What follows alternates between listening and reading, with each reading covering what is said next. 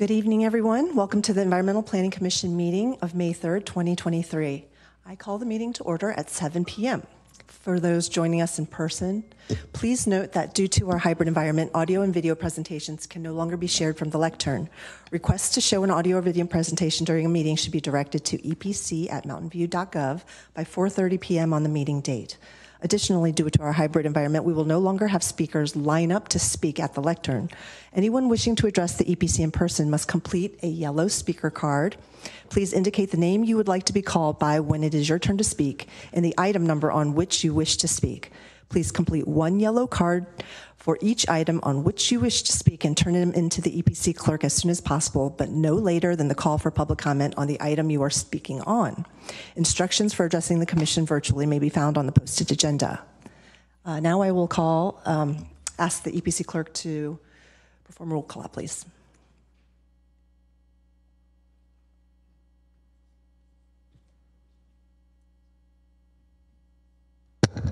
All commissioners are present. Thank you very much. Now we will go on to the minutes. The minutes for April 19th, 2023. I will ask if commissioners have anything to discuss or anything to bring up. No? Okay. For this item, if anyone in attendance would like to provide comments on the minutes, please fill out a yellow speaker card and provide it to the EPC clerk. If anyone on Zoom would like to provide comment on the minutes, please click the raise hand button in Zoom or press *9 on your phone. Phone users can mute and unmute themselves with *6. We don't have any public speakers for this item. Okay, thank you very much. Do we have a motion by the commission? We do. Commissioner Cranston moves. Commissioner Dempsey seconds. So I move the approval of the minutes for the April 19th meeting as presented by staff. Please take a vote.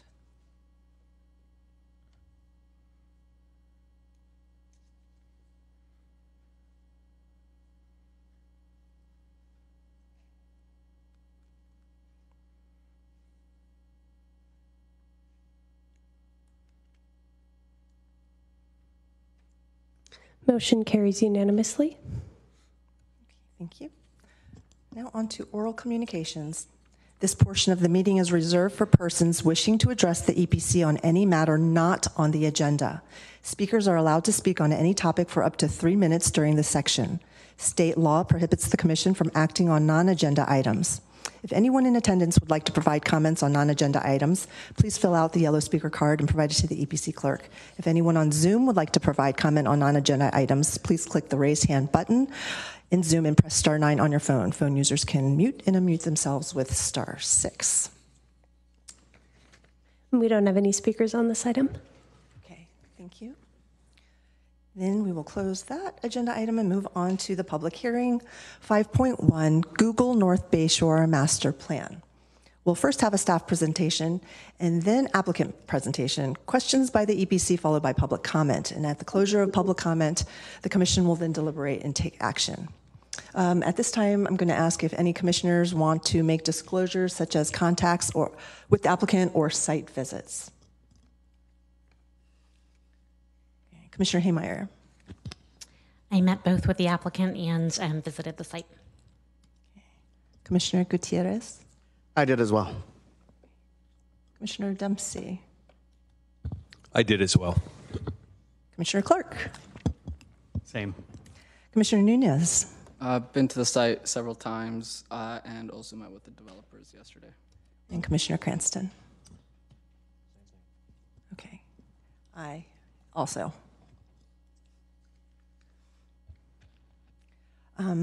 At this point, I think we are ready for staff presentation.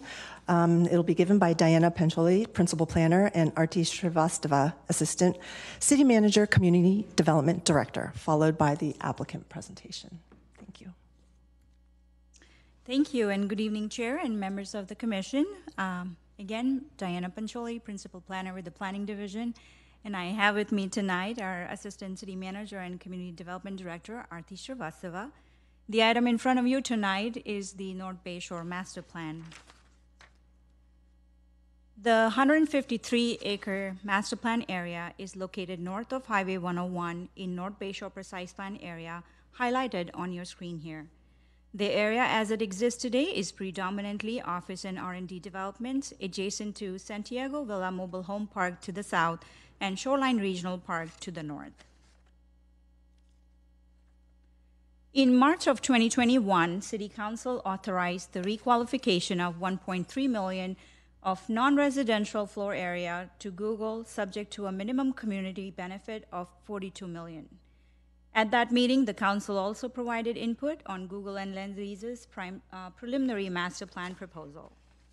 Subsequently, in 2021, EPC and City Council also reviewed the formal master plan proposal and supported the overall land use plan, open space plan, affordable housing proposal, district parking proposal, including amphitheater lot C garage, tree removal and replacement framework, streamlined permit review process, and development agreements, key terms, and public benefit package. At this meeting, council directed staff to strategize on providing a school site at Shorebird Yards located in the master plan area. The Development Review Committee also reviewed the project at 2 different public hearings and provided a final recommendation to City Council with specific design conditions included in Exhibit A of the project resolution. During the project review process, the applicant has conducted over 60 community outreach meetings with various stakeholders, community groups, and interested parties. The majority of the community members attending the meetings have voiced their support for the master plan, particularly the introduction of new housing units in North Bayshore, commercial and retail services, and the vast open space network that is being proposed as part of the project. The applicant, Google Lendlease, is proposing to demolish the existing structures in the master plan area in order to construct a maximum development program to include up to 7,000 high-density residential units, approximately 289,000 square foot of ground floor active uses, 26 acres of open space, and 1.3 million net new office development.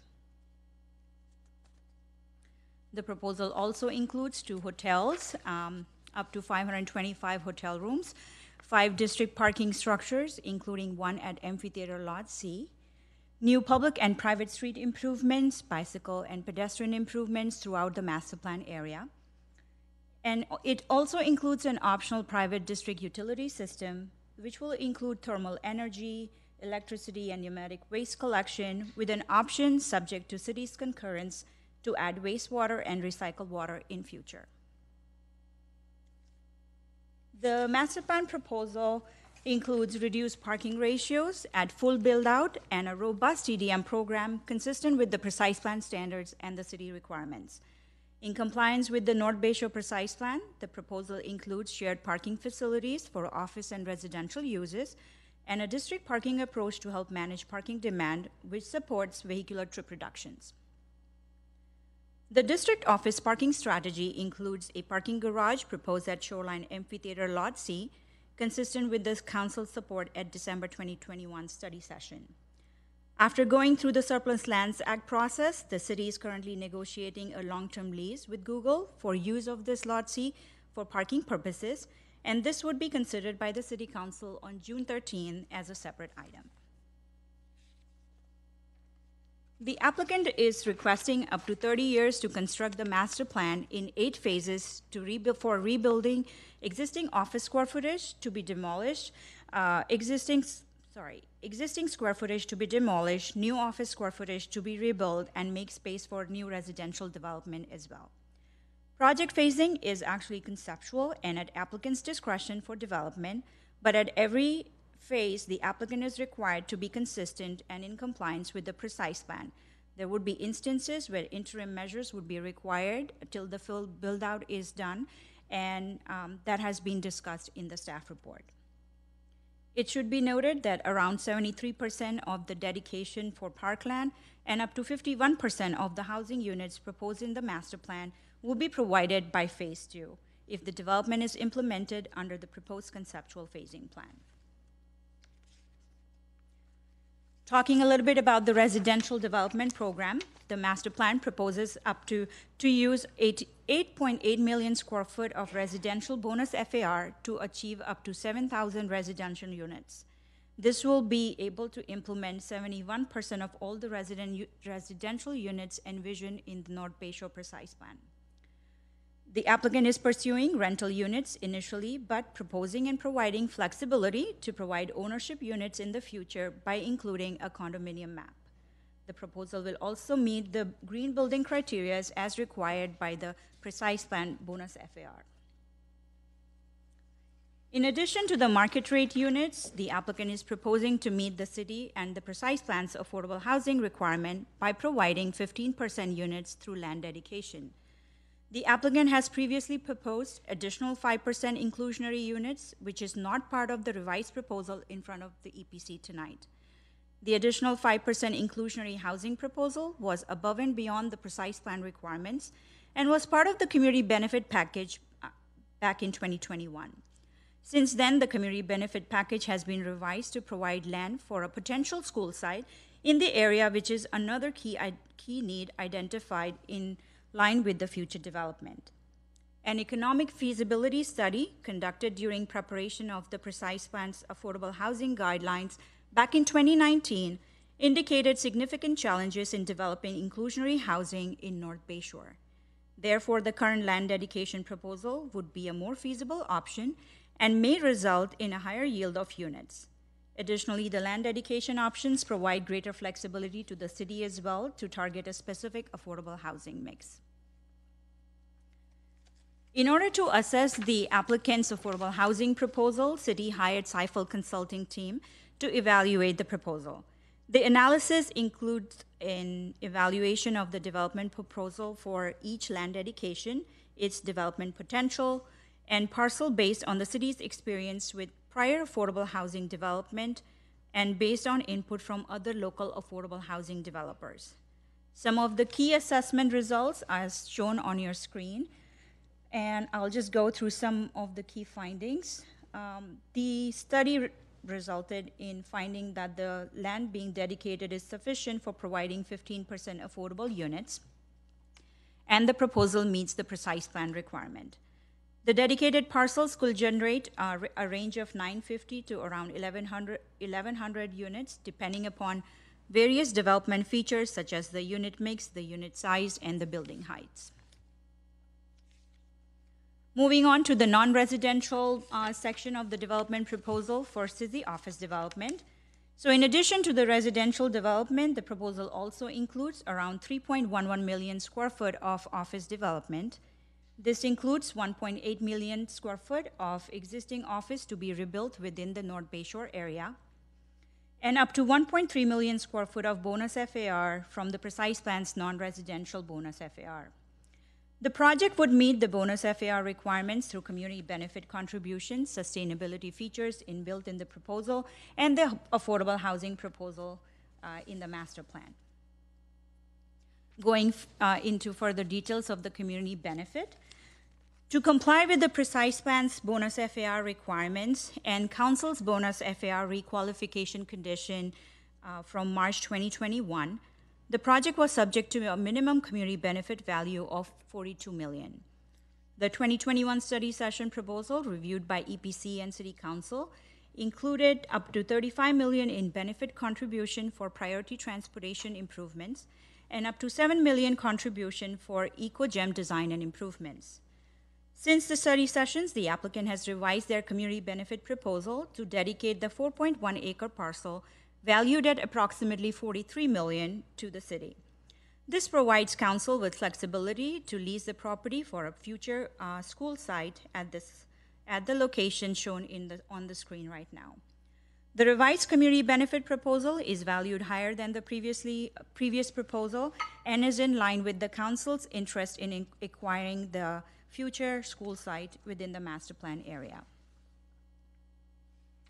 Moving on to the active uses, the master plan proposes retail uses a little short of 290,000 square feet. This includes up to 55,000 square foot of community facility which would be available to the community for assembly and community center type of uses.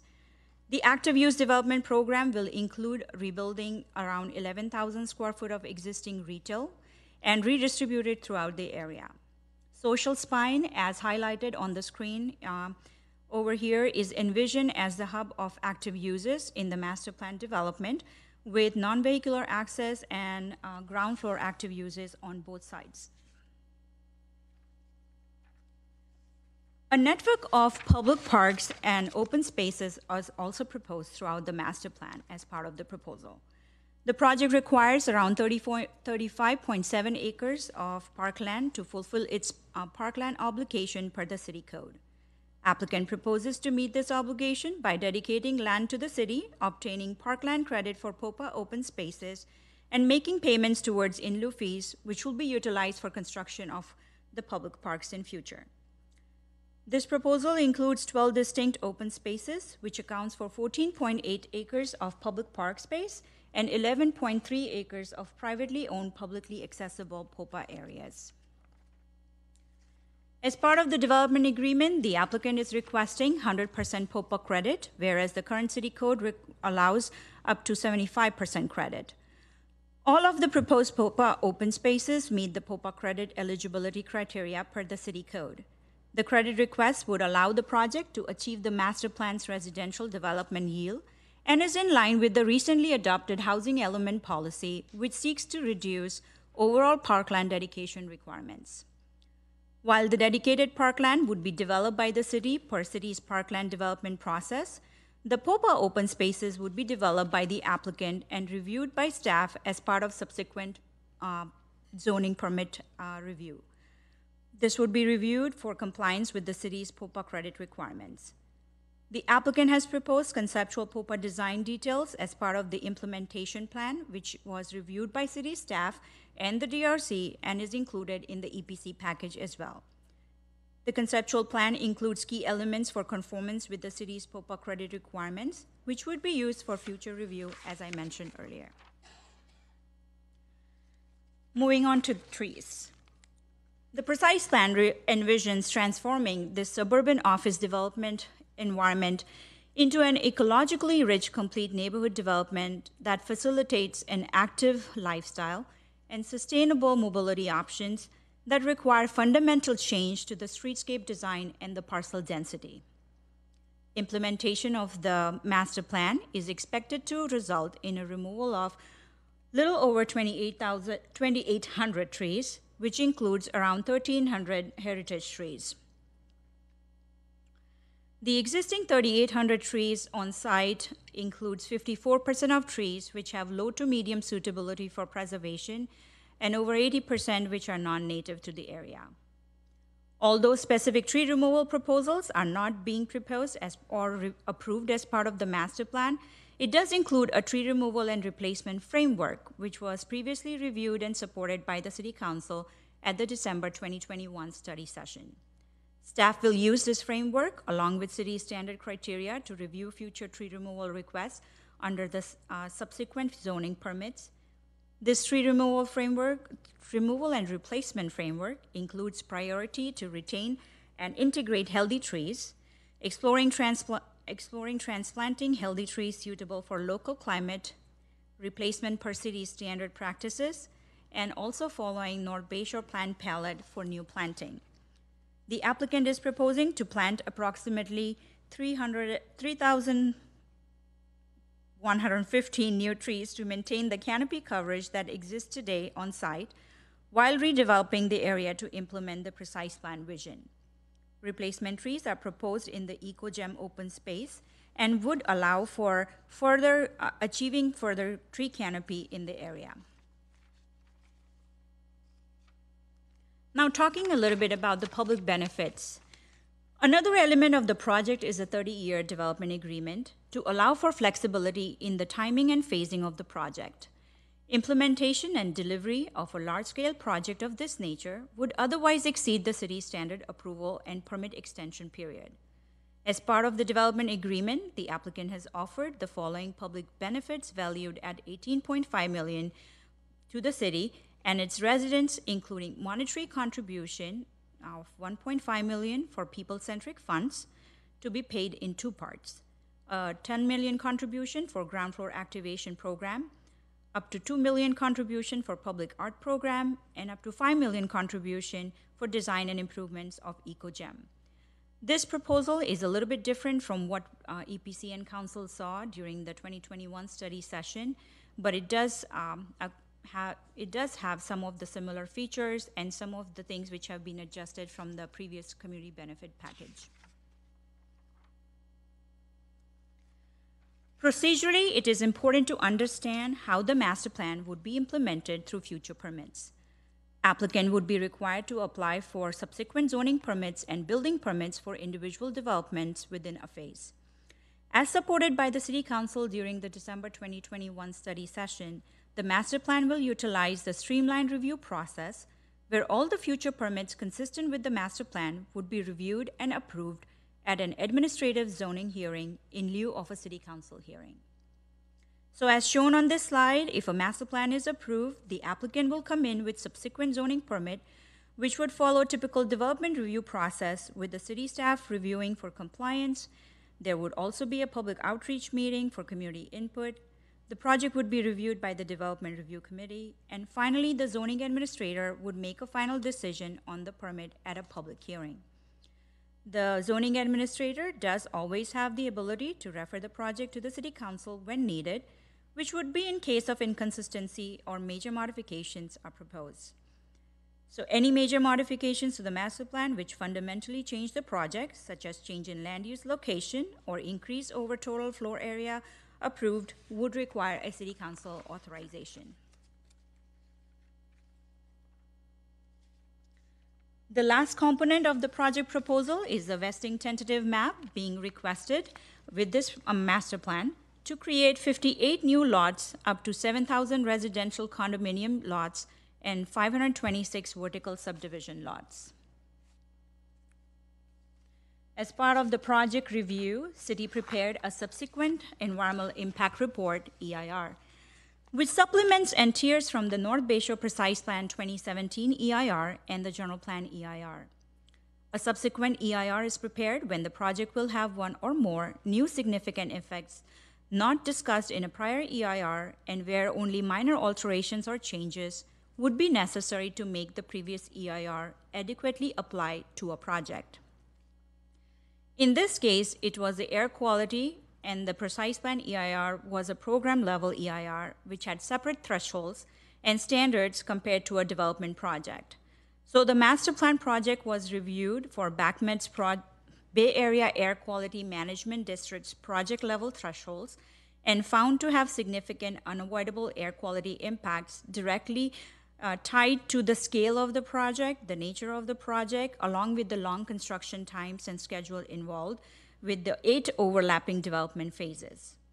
An additional condition was added as part of the staff recommendation, which was added after the final EIR was published, which required the applicant to provide all the existing residents of the Santiago Villa Mobile Home Park a one-time offer for up to $350 to purchase air filters.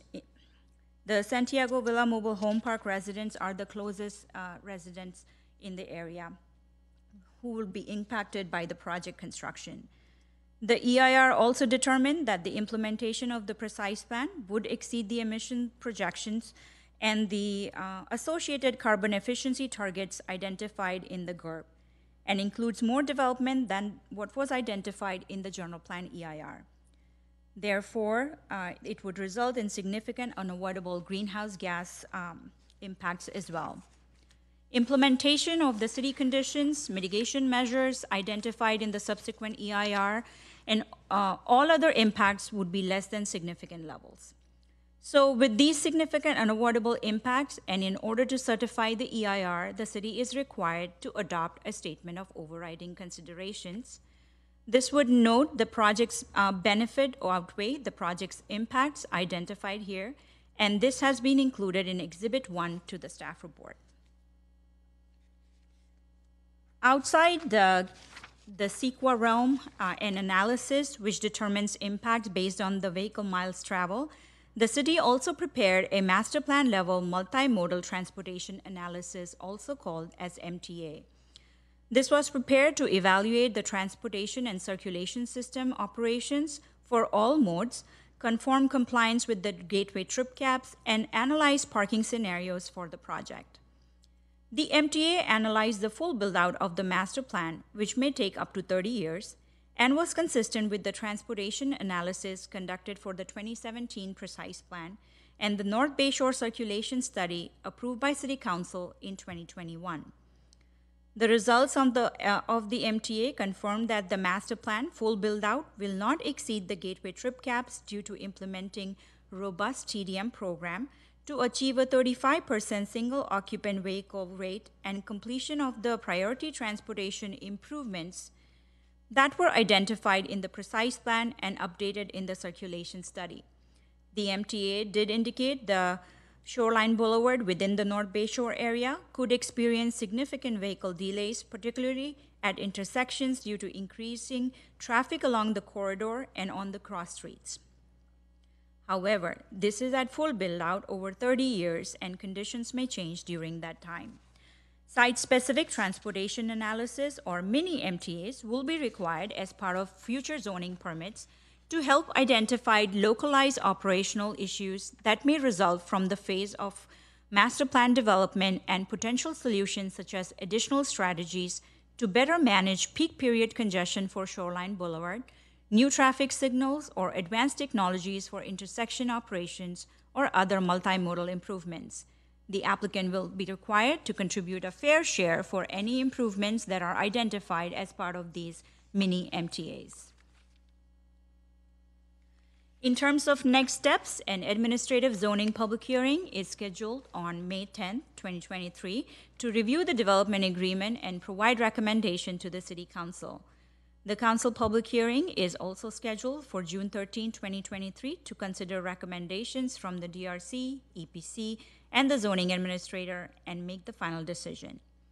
Lastly, anyone interested in ongoing notifications about the project could visit the city's webpage as shown on the slide here. In summary, the master plan is consistent with the Precise Plan with a few exceptions described in the staff report, which are required to implement the vision of the Precise Plan and supported through the master plan process to achieve the residential yield proposed here. These would be considered and reviewed as part of the subsequent zoning permits. Based on all the discussion presented in the project plan, staff report, and today's presentation, the project meets the development goals in the Precise Plan character areas, the complete neighborhood development targets, meets the affordable housing guidelines, is in compliance with the development vision in the Gateway Master Plan for Google's portion of it, and is also in compliance with the Subdivision Map Act and the city's general plan. The master plan is implementing city's vision for the North Bayshore area. So in conclusion, staff recommends that the EPC recommend to the City Council to certify the subsequent EIR, approve the master plan, and the proposed vesting tentative map subject to the conditions of approval. This concludes staff presentation. I would like to tell that, we have our EIR consulting team, our sub-consultants present here, along with staff to answer any of the commission's questions. Thank you. Thank you. Now, do we have the applicant presentation? Okay, thank you.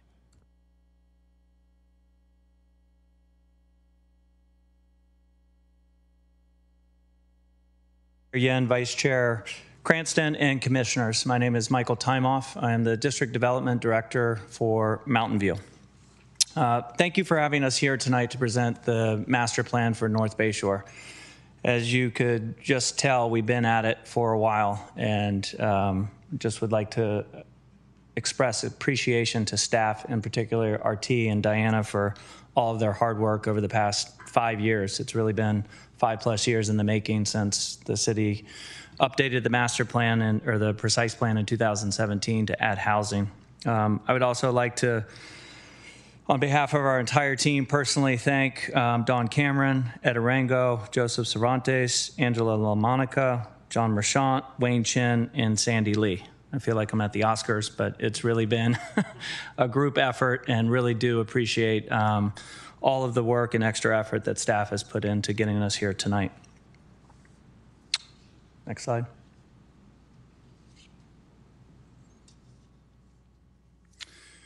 Google has called Mountain View home for over 20 years. We remain committed to investing in the community and our long-term presence here in North Bayshore. The past few years have been challenging for us all, and it is important at this moment that we continue to be good stewards of our real estate and our investments. This sometimes means adjusting our plans when conditions change. We're taking a measured approach to ensure our real estate investments match the current and future needs of our workforce, business, and communities. And we still deeply believe in the power of place to bring people together, to foster social connections, and to drive innovation in the workplace. We're grateful to be here with you all tonight to move forward our entitlements for North Bayshore, which includes significant contributions towards housing, parks and open space, and community benefits. Next slide.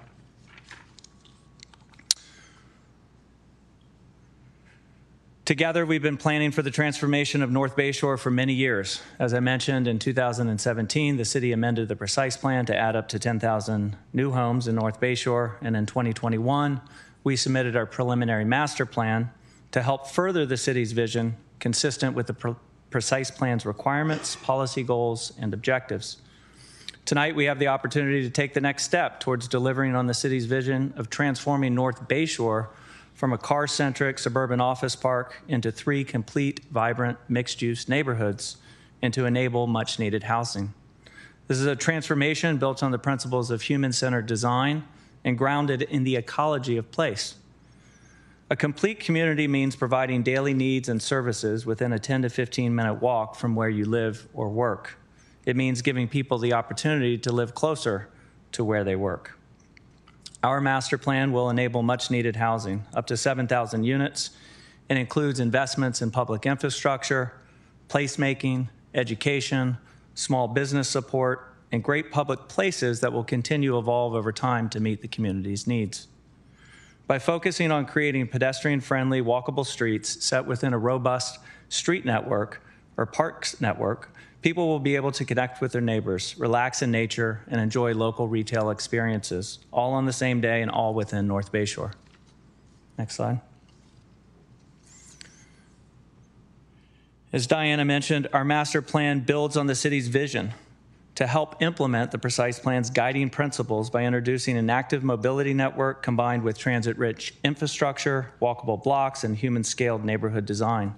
Habitat protection to promote biodiversity and sustainability embedded into the DNA of the plan itself. Next slide. The master plan includes up to 5,950 market rate units, up to 1,050 affordable homes through land dedication, consistent with the affordable housing requirements in the Precise Plan and the city's affordable housing administrative guidelines. We will be fulfilling our park obligation by dedicating approximately 15 acres of parklands to the city, delivering up to 11 acres as POPA, and paying park in lieu fees, which the city can put towards building public parks. And we will be dedicating 4 acres of land to the city for a future school site. In total, we will be dedicating up to 37 acres, or nearly 30% of the developable land within the complete neighborhoods, to public uses for affordable housing, parks, and schools. Half of this land, or 18.5 acres, will be dedicated to the city within the first 7 years of the development agreement. Next slide.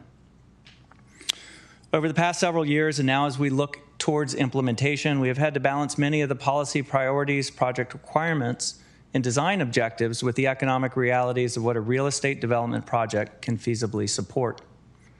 No single element of the master plan can be looked at in isolation. Each one is part of the larger transformational story, and each has to be considered in the context of the whole. Next slide.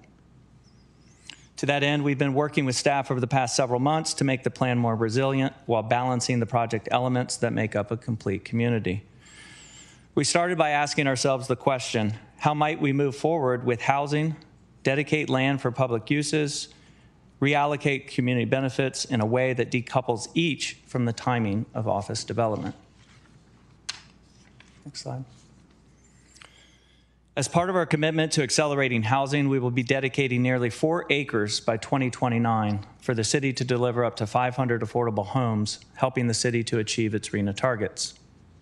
Next slide. We're also accelerating a significant portion of the parks and open space alongside residential. 70% of the parks will be delivered or dedicated with 40% of the homes. And as part of our community benefits, by the end of 2029, we'll be dedicating the 4 acres to the city for a future school site in the Shorebird neighborhood. Finally, by the end of 2030, we will dedicate nearly 11 acres of land for the city to design and build the Eco Gym, an expansion of the Charleston Retention Basin. Together with the 3 affordable housing parcels, we will be dedicating a total of 18.5 acres within the first 7 years of the development agreement. Next slide. And finally, we will be supporting small businesses through our $10 million Small Business Assistance Program, which is part of our $18.5 million public benefit package, which also includes $1.5 million in people-centric funds for the city to use at its discretion, $2 million in public art, and $5 million towards the Eco Gym improvements. So together with the $430 million school land dedication site for the school, we will be delivering more than 40% of the required community and public benefits. These contributions will help further the Precise Plan's goal of creating a complete community and generate ongoing positive social impact. Next slide. Our master plan will help implement the city's vision of transforming North Bayshore and enable the creation of much-needed housing for the city of Mountain View. Thank you for your time this evening, and we look forward to answering any questions you may have. Thank you. Now we will move on to EPC questions. So if anyone has any questions. Commissioner Gutierrez. Yes, I have a quick question, but it's about process. I just want to make sure I understood this correctly. So I'm going to need our city team to be able to help me, let me know if I'm understanding this correctly or not. So if this is approved, the next step then is like a rocket docket. It's going to be expedited. It'll be going through certain committees, and then finally it'll be sent to City Council for approval, which means that EPC has no further say outside of this meeting tonight. Is that my understanding? Is that correctly understood? This is our only chance to comment on this, if approved? Commissioner R.T. Shrivastava, Assistant City Manager, Community Development Director.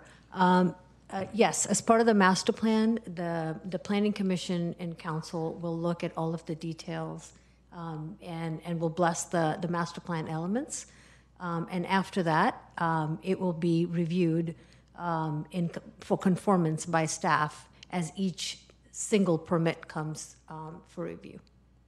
Okay, so I understood that correctly then. Okay, great, Yes. Thank you. And then my second process question, and it's my last one, it comes down to the agreement itself. Typically when these things happen, and bear with me everyone, because I'm new to this spot, so I'm trying to do the best I can here, okay? When these things come up to EPC in terms of this plan that we're looking at tonight, are the agreements typically something that we don't review and opine on? Or is this a mistake? When you mention agreements, The DA? Oh, the development agreement, yes. So per the ordinance, the development agreement recommendation is made by the zoning administrator, and it goes to the council. But we felt that it was important for the Planning Commission to look at key elements of it since they work together, and they've been provided to you as part of the presentation and the staff report. Thank you. Are there any other questions from the commission?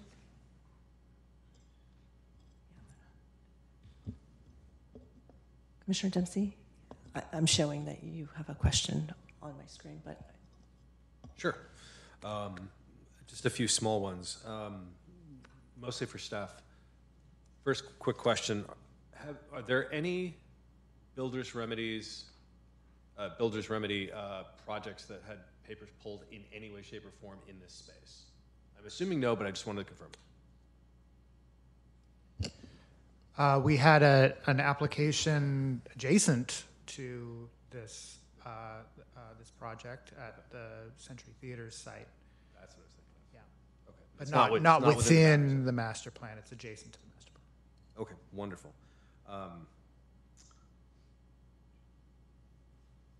One thing that I know this has been thought through, and I just kind of want to hear you reassure me, and perhaps it could show up in the next version of the report. For the land dedication and the affordable housing that would be built under the auspices of the city on that land, what is the city's plan for getting, securing, and spending that money kind of according to the timeline that we have in the master plan? And I know you have one, I just didn't see it in the report, and so I wanted to hear the high-level version of it. Well, the housing element actually included a very high-level kind of program for kind of ensuring that we are ready to go when the land dedication comes, so that we can get at least the phase 1 land dedication on starting construction before the end of the housing element cycle. I know that there was a presentation to council at the beginning of this year about the overall funding strategy for affordable housing. I'm going to have to defer to our community development director on that. Thank you, Eric. We actually prepared an affordable housing funding strategy. At this point, we are actually oversubscribed and are showing quite a deficit of approximately $60 million. But what we're looking at is partnering with agencies, looking at grants. There's actually a rather large regional grant that's going to be expected. It's called BAFA. That's going to potentially bring in $1.2 billion to Santa Clara County cities, which doesn't include San Jose. So it's got lots of potential. And our housing department, housing division, is actually putting together a strategy to be able to fund affordable housing. Now, the city typically funds only a share of it. And when we own land, that has been our share. So we start out in good shape because we have land. We also have land from the Pear Avenue development. We have a 1-acre site in the North Bayshore area, in addition to the 7 acres that we'll be getting. We've got land in Middlefield Park as well, the master plan which you reviewed. So the land part of it is a significant contribution.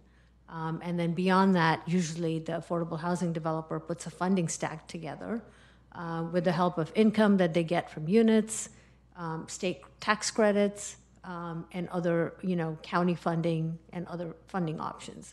But we are expecting to have to contribute, and we're looking at how best to put that together. We don't have the money right now, but we have a plan for it. And we know that there's some additional measures coming that could be an opportunity. That's perfect. Thank you.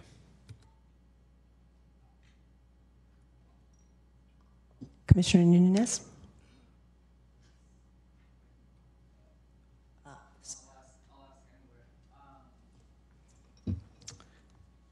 Cool. So I have a couple questions, or a few, I shouldn't lie. We ask staff this question a few times already, probably because we forget, so sorry in advance again, but I'm hoping that the repeatedness of the question will make it rather easy to pull an answer out. Roughly speaking, what is the per door cost of an affordable unit of bringing one online? It's pretty close to $1 million. It's very expensive to build, but it does include land cost. So with the providing land, we're well ahead. And I'll go one further. We've been looking at the typical city contribution. It amounts to about $125,000 a unit. Okay. So we pay about 12.5%. 12.5%. Typically when we haven't paid for land, but yeah. Okay, that sounds very good. And then with regards to the parks. I'm curious, what is, as part of what's been negotiated, what is the going rate for the in lieu park fees that will be paid as part of the agreement?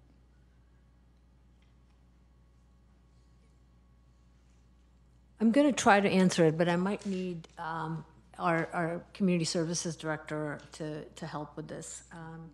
I remember when we were looking at the housing element, we had estimated somewhere between $60,000 and $70,000 per unit as a park fee.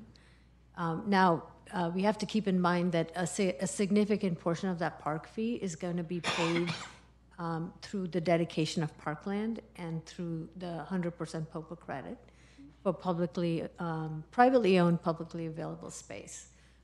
However, they're not going to be able to complete all of that just through dedications or POPAs, and there's going to be a certain amount of fees that will be generated by this project. I don't know if Ms. Cameron or Mr. Marchant might have a percentage of the dedication or a general fee amount. Good evening, Dawn Cameron, Public Works Director. So again, as Community Development Director mentioned, it starts with land dedication, and the park and lieu fees are paid for income for what portion of their parkland requirements are not met by land dedication. The current calculations are that about 9.6 acres is subject to park and lieu fees, and the city does an annual fair market appraisal assessment every year to establish what the park and lieu fees are, and it is based upon the value of land. At this point, based upon the most recent calculations, besides dedicating the 14.8 acres and the POPA of 11.3 acres, they would owe approximately $112 million in park and lieu fees. So this works out to about $70,000 per unit for the number of units that are being paid as park and lieu fees instead of dedicating land. Also remind you that affordable housing is exempt from park land dedication requirements. Okay. And then with regard to, I think it was mentioned earlier, there was some parts of the DA that were pertinent for this discussion. I'm wondering those totals with regards to the park fees, right, that would not be able to be recouped through the dedication itself. Is that totaling and or projected to total based off of what rates is that our current in lieu fee? Commissioner Nunez, if you're asking if that amount is in today's dollars, or no, you were asking if it's today's in lieu fee. Yes, it's as it would be today, and then they would pay whatever the amount would be, subject to any escalations. Typically, they're paid when they pull building permits, and if we expect them to pay towards the end when they've dedicated all the land and there's no more land to dedicate. That's when they're going to have to pay in order to be in compliance. So you mentioned any possible escalations. What about reductions? Well, we're not, and maybe we need to take that back just to understand better. Part of the quote unquote reduction is 100% credit for a POPA. That is being requested and recommended by staff for consideration. Currently, only 75% of a POPA is credited. No, I'm asking about the cash. You're asking what if the city reduces its impact fee? Would they then pay the reduced fee? Would they be paying the reduced fee at that time? I think I'm going to have to just double check with our senior assistant city attorney, but about how the DA is written up. But we were talking about fees to be paid at the time of the building permit. So yeah, if I can get that answer. Thank you, Commissioner. I think it's contemplated that the fee that's in effect at the time would be paid. Okay, thank you.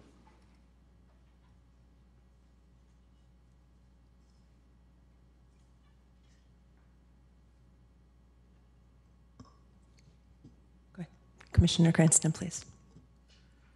A few questions. So is proposal for a 15-year DA with certain criteria allowing it to extend to a 30-year DA?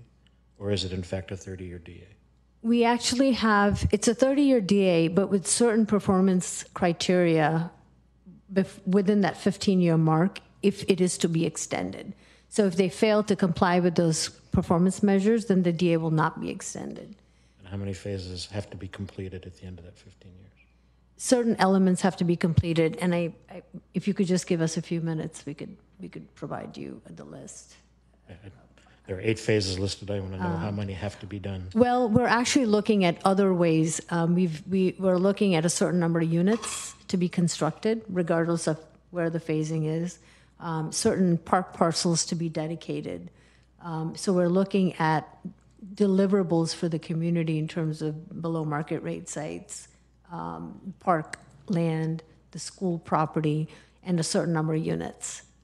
So that those are going to be in the performance criteria.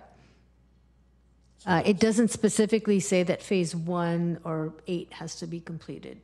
What we talk about is we need these park parcels, for example, the EcoJam, or the first phase of below market rate sites.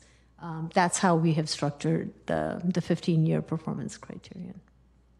So it's conceivable that no phases would be completed in the first 15 years? It is conceivable, but just having, I think it's going to be difficult because phases come together and the street improvements come together. And it makes sense for somebody to put them all together instead of building them in little pieces or sites. So we do expect that chunks of phases will move together because the improvements have to be made accordingly. And it just makes sense to do so. But what we might see is, and the applicant has said, and maybe they can answer this question better than I, the first phase is supposed to be building back the demolished office space. And what they've said is they probably are not going to do that given the office environment. They'll probably move forward with the residential part first. So they'll start demolishing parcels for residential and start on the residential project. So that's an example of how the phasing may not move forward exactly as proposed. They might move forward with phase 2 instead of phase 1. So, next question. The Vice Chair asked the question about the builder's remedy proposal. Well, Google has proposed complying with the Gateway Master Plan. Essentially, the builder's remedy basically says, I don't have to pay any attention to it. If, when they get to phase 8, the builder's remedy project in the SiWest property looks nothing like the Gateway Master Plan, are they going to have to come back for a new master plan in order to do what's in phase 8? If the SiWest proposal doesn't match the master plan as the Gateway Master Plan has been proposed, what does that do to the development agreement? Well, I can speak a little bit to the SiWest project. You might recall that we had adopted a Gateway Master Plan in the area that was shared by SiWest and Google. And when SiWest submitted its builder's remedy application, it included a total of 2,200 units instead of 2,000 units. But the elements of the master plan in terms of the street layout and the open space were very much in conformance with the Gateway Master Plan. So based on that, we believe that it will fit in and be compliant. Next question. Google was founded in 1997. That was 26 years ago. This proposal is for a 30-year program. Does Google have the ability to divide the development agreement at the future date, or to sell pieces and selectively, or would this reset everything? I mean, this is a timeline greater than the existence of the company. And maybe I can have our senior assistant city attorney respond, but the elements of the development agreement have to hang together. But if you're asking if it could be assigned to other property owners, the answer is yes. But the performance criteria and the expectations will still remain. And if those are not met, then the development agreement will expire, or I would say cease to exist. So long-term DAs and like the one even for Middlefield Park do contemplate that it might have other property owners assigned to it, but the expectations don't change for the city. In terms of parcel delivery for below market rate, delivery of units, delivery of improvements, all of those go together. So the expectations are transferable. They will transfer, or the DA will, if they want to revise it, they'll have to come back, but they have to, if they don't revise it, then all those elements will remain. Okay. I think you said that Seifel was here? Yes, we have Ms. Seifel.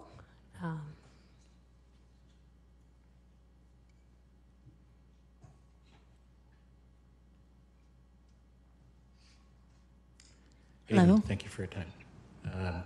So in the analysis that I read, it indicated that you looked at whether the space that would be dedicated to the city was able to handle the number of units. I didn't see anything that went to the next step. As the assistant city manager mentioned, the funding for these things comes from other people. And it is pretty well understood within the below market rate housing community that things like distance from services, distance from transit, are a part of making a project viable in order to secure funding.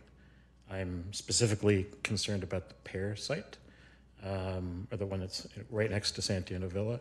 It's quite far from anything. And when you met with the below market rate developers, was any discussion made of the viability of actually securing funding for a site that far from any services, any transportation? You're making an excellent point about competitiveness. The whole plan for North Bay Shore is to actually make it more transit friendly. That's the objective. And so to have transit along the shoreline corridor is really important, and that will deliver more services. But it is a new community that has to be created. La Avenida, which is the Eden project, which is on Shoreline Boulevard, was able to effectively compete and is in construction now.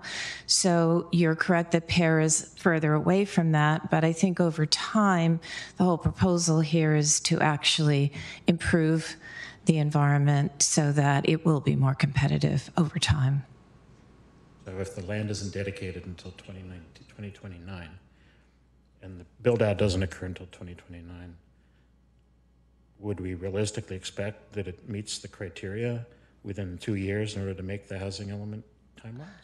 So there's two components to the land dedication in phase one. One of those components is right next to Gateway, right at Plymouth Avenue, so very, very close to the Eden La Avenida project. The other one is further over, you're correct, closer to Santiago Villa. The funding criteria is all changing. Like, I'll just give you an example. Transit improvements help you meet the criteria for ASIC funding, the Affordable Housing Sustainable Communities funding. So if there were some kind of transit improvements that were tied to the project, which could be something that could provide competitive criteria. Also, as the community development city manager said, we are anticipating there's going to be BAFA funding, and BAFA funding is also really looking at how can you expand affordable housing into areas like this that are mixed use areas that are underdeveloped. So I'm familiar with the BAFA funding, and there's not even a firm framework at this point. That's true. But they're trying to reach into more areas within the Bay Area to access more communities with the funding. I mean, I'm sure you know more than I do, but that's what I'm hearing. I think it's a good goal, but it's still a dream at this point. There's nothing that's ready to be put onto a ballot initiative anyplace. So, okay. And then I guess I'll hold my other questions for later for the discussion. Okay, thank you. Commissioner Gutierrez next. Thank you, Madam Chair. Vice Chair Dempsey, I understand what you're going through right now with the phone. I just turned mine off right now, too. So these are questions. Can I ask questions of Google, or is this just, okay, great. Javier, your team, you're up. So if you could head on over to the dais, that'd be greatly appreciated.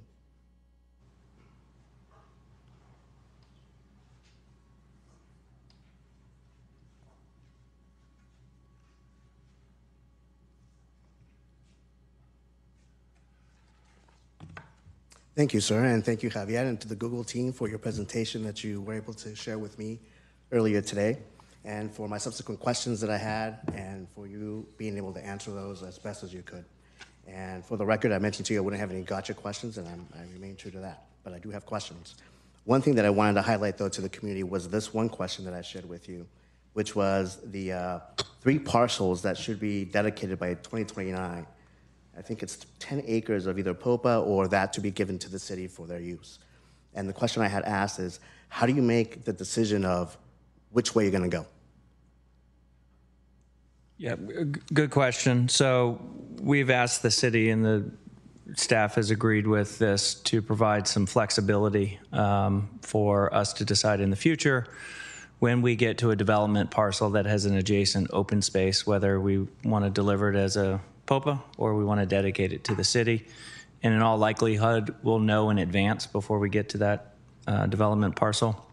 Some of the considerations are, as has been discussed, in the event that we're moving along through the residential in Shorebird and the office that's north of Shorebird Way is still out on the horizon, we may decide it's in the best interest of the community to dedicate the parcel to the city to deliver a public park as an amenity to the residential community. Great, thank you. So, and so what that implies is that there's flexibility there built in to meet the needs of the community in general. It's not just going to be a one-sided decision by your team. It's going to be something that looks at the greater interest of the community. That's right. And there's a process in place where we would meet with staff and we would look at the parcel and we would make reasonable accommodation, changing the configuration, the shape, to ensure that it meets the needs of the public park program, as long as it doesn't impinge on the development capacity of the adjacent parcel. That's wonderful to hear. So here's my second question then. Seeing that there is flexibility built into that to accommodate the needs of the community, I understand the school district has a parcel of 4.1 acres that might be dedicated to them, but it looks like if you've had relationships with them recently in terms of updated information, by now we all know that the school district actually needs 5 acres. Are you open to that? So, with many aspects of this project, there's a long history and evolution of how we got to where the site is today and the size and the location of it. Several years ago, the school district hired an architect to do a study to show an urban school could be built on the 4-acre site to house up to 700 students. We understand that's still the size that's anticipated for this community, so we feel like the parcel size and location meets the needs of the school district, but certainly open to meet with them. We reached out last Friday and are happy to sit down with them at any time to discuss the plan. Obviously, there's a conversation that needs to happen between the city and the school district. Ultimately, the land gets dedicated to the city, and then the ultimate arrangement, that's a discussion between the city and the district. Of course, and I have to bring up that question because I have a constituency that also has this as one of their main topics of interest, right? So naturally the question is going to be posed to you because in this case it should be. Yeah, understood. Okay. And because there is flexibility in what you mentioned before with the park space, one would think that there would be flexibility with other issues that come along the way. But we don't know that yet because it's not specifically defined in the DA. Hence my question of why we weren't able to be part of that process. But now that I know that, I'm focusing my questions that I do and can and will ask to you so that everyone here can see that transparency, right? Appreciate that. No, thank you. And then in terms of the 5% affordable housing inclusionary contribution being rescinded, I can see why. I don't agree with it, but I can understand that because I think that you all are looking at the bigger picture here, right? So here's my question then. Will Google specifically be the ones responsible for building the residential, or is that going to be given to some other entity that will be responsible for that after you sell the land? Google is not a residential developer, so we would, when we talk about residential development, we like to use the word enable. We will effectively act as the master developer to provide the infrastructure to make a site pad ready for vertical design and construction, but ultimately that would be the responsibility of a third-party developer. I see. So then would you be open to, in this case, I have to look at the big picture here. With that 5% being rescinded, we're looking at anywhere between 35 to 55 homes. I'm thinking, maybe more. Value-wise, I'm thinking that it could be anywhere between 30 to 50 million that's being lost on that with no return. Well, that's kind of hard to swallow, right? So are you open to being able to contribute that amount for that type of housing to be built and you contributing that amount to a developer for that to happen? So on the numbers, the number of inclusionary units was 350, right? We went from 1,400 to 1,050, and it has a much larger financial impact than the numbers that you stated. As I mentioned, we've been balancing a number of competing needs. This effectively is an economic equation where you have total project revenues and total project cost. At the end of the day, we need to look at what allows market rate residential to move forward for developers to go to the capital markets and have a feasible plan.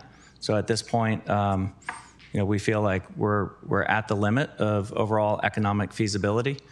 As the Seifel Consulting report points out, there is a range, right? It's ultimately up to the city on the land that gets dedicated to decide the unit mix and size. We did a similar kind of scenario testing to show that the city could actually achieve up to 17.5% on the 7 acres. If you went even more to the extreme with 1 bedrooms and studios, you could get to the 20%. So we think there's the opportunity to exceed the 15% requirement. So it sounds like a no. Okay, and then in terms of the parcels, I'm going to go back to that question. Yep. When I looked at, and maybe I missed this, team, so bear with me. If I missed it, please call me out and tell me. But if you all decide to go with those 10 acres by 2029 as POPA, is that the only one shot that the city has to get 10 acres of land? So after 2029, there is no further opportunity to get the land? So just to clarify, when we talk about the 10 acres, it's actually, it's 11 acres of the eco gym. That is dedicated to the city, the land for a public park by 2030. The 11 acres that's currently designated as POPA, that's where we have the discretion to convert to dedicated. And that will happen on a parcel by parcel basis as we move through the phases of development. So it's not a one-time use it or lose it, if you will. Right. Right. It's a rolling basis. As we get to those adjacent parcels, we'll make that determination. So even after 2029, that's still an option? That's correct. Yes. Thank you. You're welcome. Those are the questions I have. Thank you. Chair, if it's okay, I wanted to address a question brought up by Commissioner Gutierrez about the school site. I do want to say that park space and school sites cannot, they're not fungible. So space that's dedicated as a park has to be used for park purposes. And that was exactly the dilemma we were trying to solve at the study session, where the council asked staff and the applicant to go back and figure out a way where there could be a clear non-park site dedication. And that's why you see the community benefit in front of you today of the 4-acre parcel.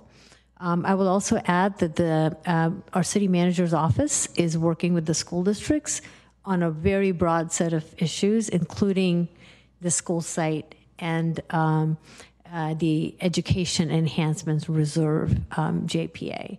And we actually have our Assistant City Manager, Audrey Ramberg, here if there were specific questions related to anything outside of the land use issues. But I did want to sort of say, for the purposes of our land use discussion, the 4-acre site is what's being provided as community benefit. The council is, committed to carving out that 4-acre site as for future school site for the Mountain View Wisman School District. Thank you.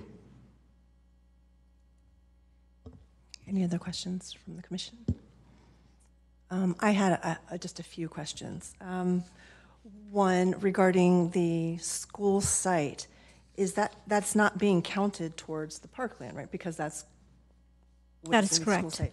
Okay, I think maybe I was a little confused. I had down that in the staff report that it was 31 acres of parkland, of which 14.8 would be the dedicated parks and 11.3 would be the POPA. It's 26.1 acres, 26.1. which will include 14.8 acres of parkland and 11.3 acres of POPA. And that does not include the 4 acres, which is for future school site. Correct. And then therefore the rest would be in lieu fees to make up for it. And the total that is required is the 36? 35.7, so 35.7. almost 36 acres, yeah. Okay. All right. That helps. Was in the last master plan that council had seen, did they also have for the mapping of the parcels, the commercial condominiums and the, what are they called? Vertical stacking? Was that what it's called? I'm sorry, the term. To the best of my memory at that point of time, I don't think we had a VTSM details figured out when council reviewed it in 2021. Okay, so maybe you guys can help me understand the desire for that kind of parcel mapping. I know limited amounts about that, and from what I know, when you do divide parcels like that, you could potentially sell what's above. Let's say it's an apartment building, but maintain the retail below, and it offers a lot of options for the future, but some of the drawbacks to that are that you could make a change to one parcel that affects the other parcel, and then there's nothing they can do about it. So I don't know if that sort of challenge had been addressed. I'm going to, we can talk a little bit more about the operational challenges, and maybe the applicant can help there. But the vertical subdivision is primarily to allow them to sell the units as condominium units. And that does create kind of a ground floor condominium unit for the retail.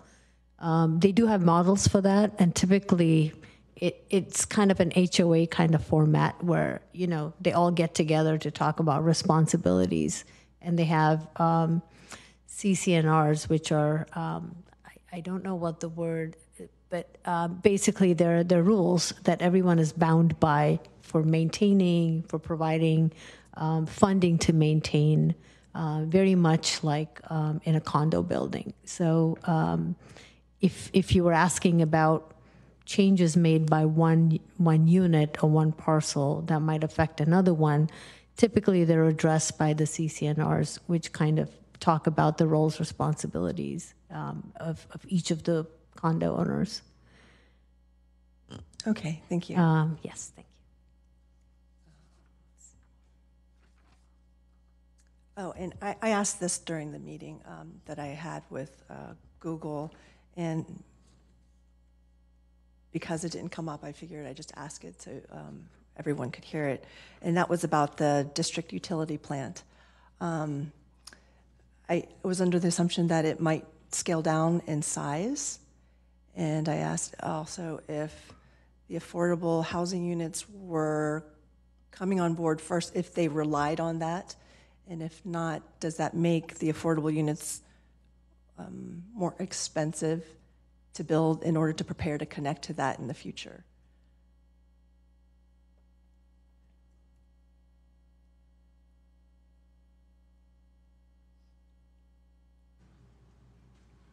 Great, thank you for the question. Let's see, I'll do my best to answer that. So we have not, while we've studied the district systems in the EIR, it is an option. We need to develop the business case for it, and it largely depends on kind of the scale of the development. And really what helps is the delivery of office and residential and the balancing of the loads day and night. To your question around affordable, it would increase the cost to make them district systems ready over and above a conventional building. It's something we looked at the market rate buildings in East Wistman. So in order to be able to have that future connection, you do need to build the conventional systems. So there's a little bit of a redundant cost. What the exact cost is, I can't speak to. But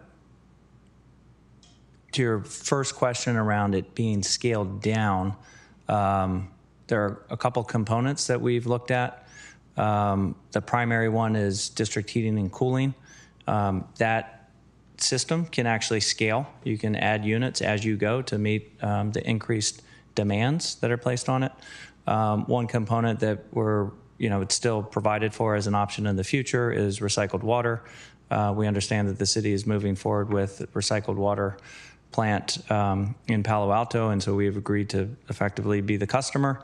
If the water quality isn't there in the future, the plant doesn't materialize, then there's a process for us to work together to come up with an alternative solution. Okay, thank you. And You're welcome. so this may sound kind of stupid on my part, but I'm going to ask it. And maybe this is something that you're discussing with in the DA, which I understand that we can't get into details with. However, because it was brought up that there's some economic uncertainty and you're not quite sure how the phasing will go, what projects will come when, there are certain criteria that you need to meet by the 15 years.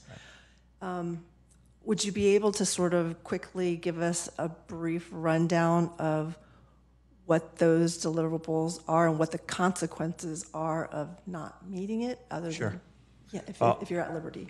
I'll take a pass, and then RT, you can jump in if I miss anything. How about that? So the land dedication that we've talked about of the 3 affordable housing parcels, the eco gym, the school site, those are all required.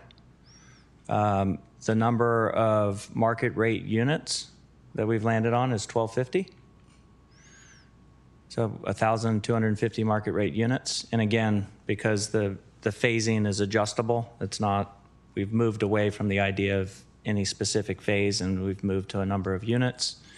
And then the public benefits, the $1.5 million for people-centric fund, the $2 million for public art, and the $5 million for EcoGym. If those have not been delivered by year 15, or all of that has not been delivered, we would have to pay the balance to get the extension. So the city effectively has a guarantee on that $8.5 million. And then the $10 million in small business has to be spent before we're halfway through the retail program. Okay. Did I capture it all? I was just talking to Senior Planner Brancholi, so I might have missed a couple of things. The 0.5 million in people-centric funds and the 5 million for the eco-gym. Yep. And if those are not met, then the DA doesn't get extended to 30 years. It basically ends at the 15-year mark. Okay, but none of 1,250 units of the market rate housing. Correct. to choose. Right, and the delivery of parcels for the 500. Affordable housing. 500 It's units. the three. Yeah. In the school, in the eco gym. Okay, thank you. Oh, that's it for me for questions. Oh, sorry. I wasn't sure if the list had cleared or not, if that was old. Vice Chair Dempsey. Thank you. Thank you, Madam Chair. So I have an incredibly picayune question about trees that I forgot to ask earlier because it was so petty. It's essentially 6th grade math that I need a little help with. I'm looking at specifically page 25 of the staff report. This is about how we're counting trees. And it says we're going to be removing roughly about 2,900 trees is what I see here, 2,895. That's 1,345 heritage trees and what was it, about 1,550 non-heritage trees. And my understanding is for replacement, if it's non-heritage, it's 1 for 1. If it's heritage, it's 2 for 1, right? So if I count 1,345 heritage trees, you double it, I get 2,690.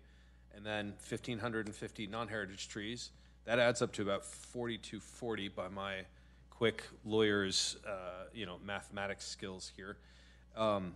But what it says here is the applicant's proposing to plant approximately 3,115. So there's 1,100 trees missing, and I'm just wondering, where are they? Are they in the ecogem? Where'd they go? I'll just chime in, and then, great question, by the way, because I thought somebody might ask that. Well, typically, if they are larger in size, then they're allowed to convert the 2-to-1 to 1-to-1. So, for example, you might have had to plant a 24-inch box, but if you plant a larger 48-inch box, then you can come down to the 1. So it depends. I think they've taken a look at where the opportunities are to plant larger trees and grow them quicker, possibly in the ecogem, and that then reduces the number of trees planted. And typically with the master plan, the size, sorry, that's a great question, and I thought I'd just explain it a little bit more. We want to make sure that we're not planting trees that later on have to be taken down, because I've seen that happen.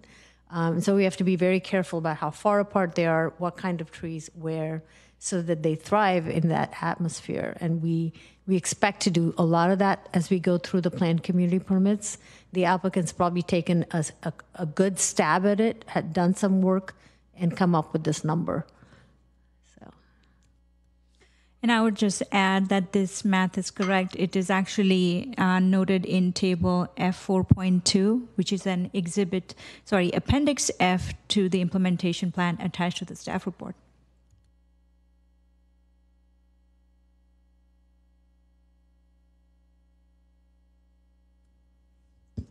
Commissioner Gutierrez, do you have another question? Oh, yeah, of course. I just thought about it. Sorry about that. And this is for it's not for the team, it's for the Google team.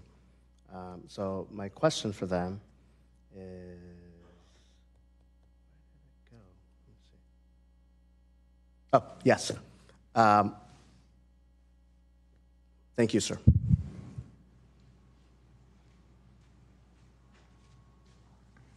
So the community benefits package looks like there's an increase of 15 million up to 18 million. It looks like it's the cost of inflation from my perspective. I'm so sorry. Is it possible to increase that?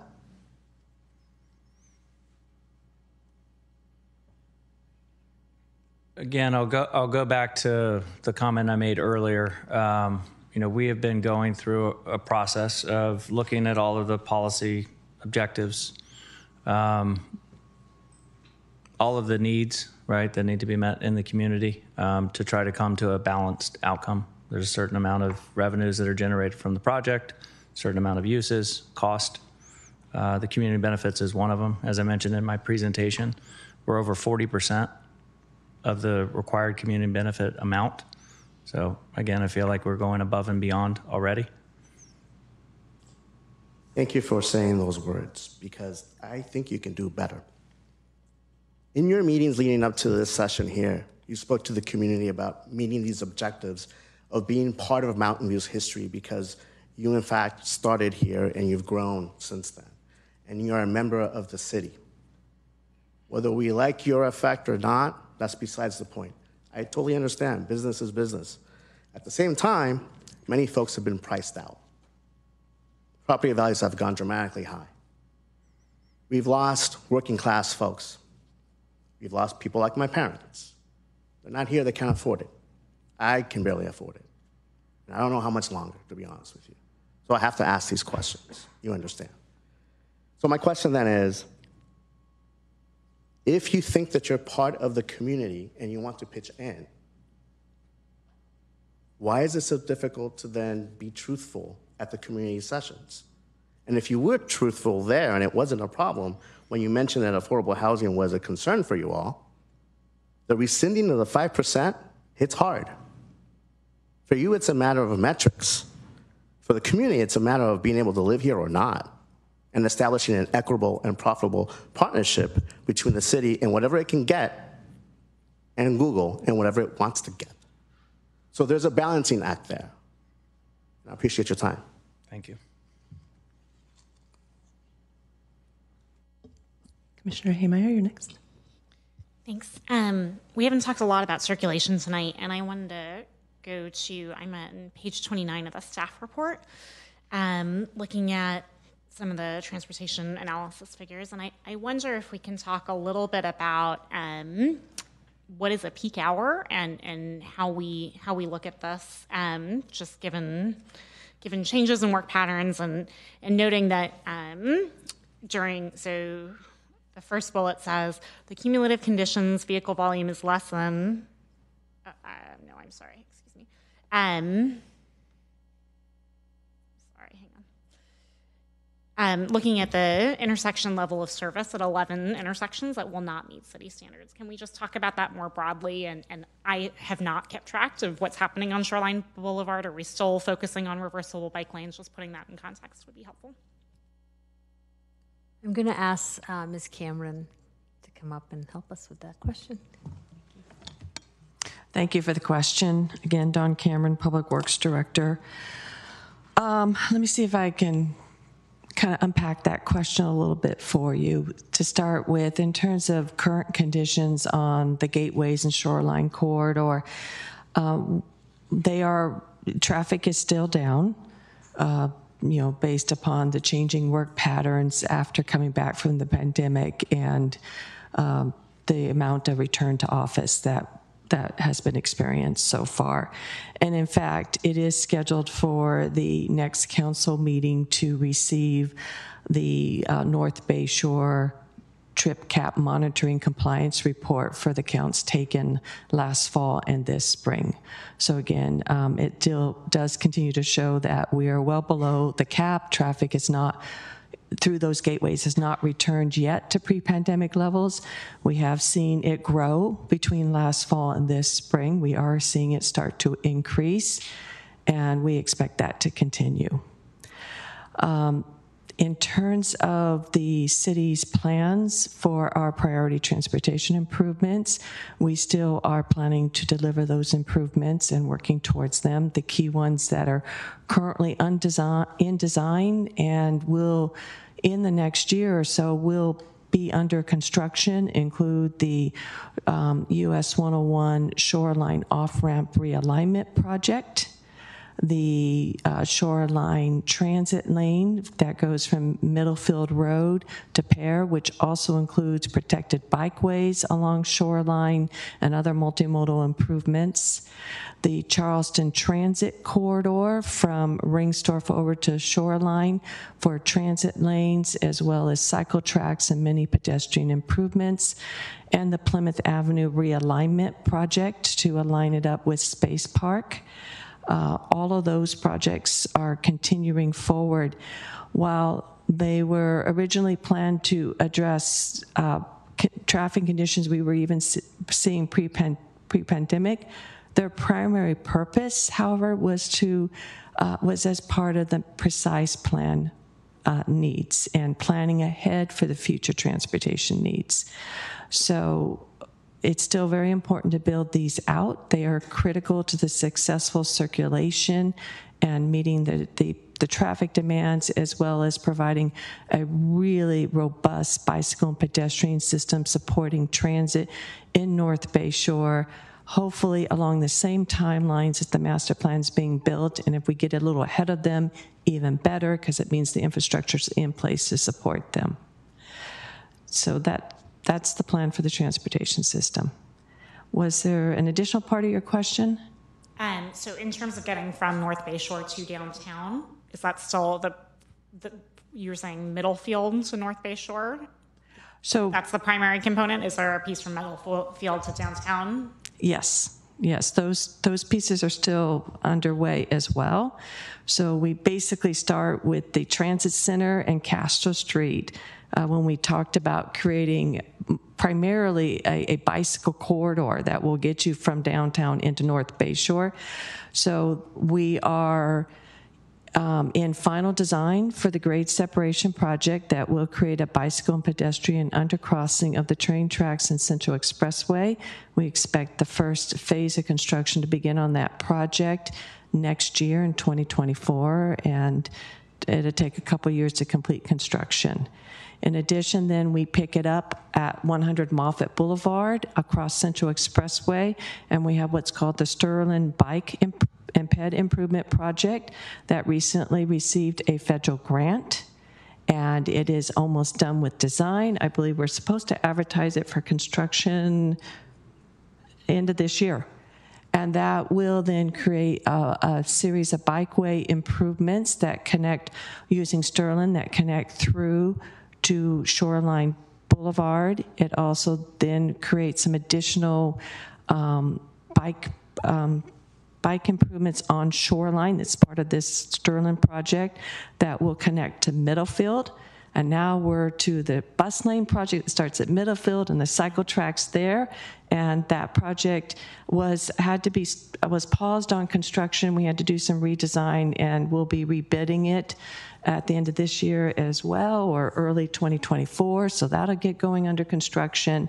We're in preliminary design for a bike and ped bridge over 101 that picks up just south of 101, where the Shoreline cycle track then leads into this bike ped bridge that then lands north of 101 and then connects through to cycle track and bike facilities that will continue up Shoreline Boulevard, as well as connect to the rest of the bicycle circulation system plan for North Bay Shore.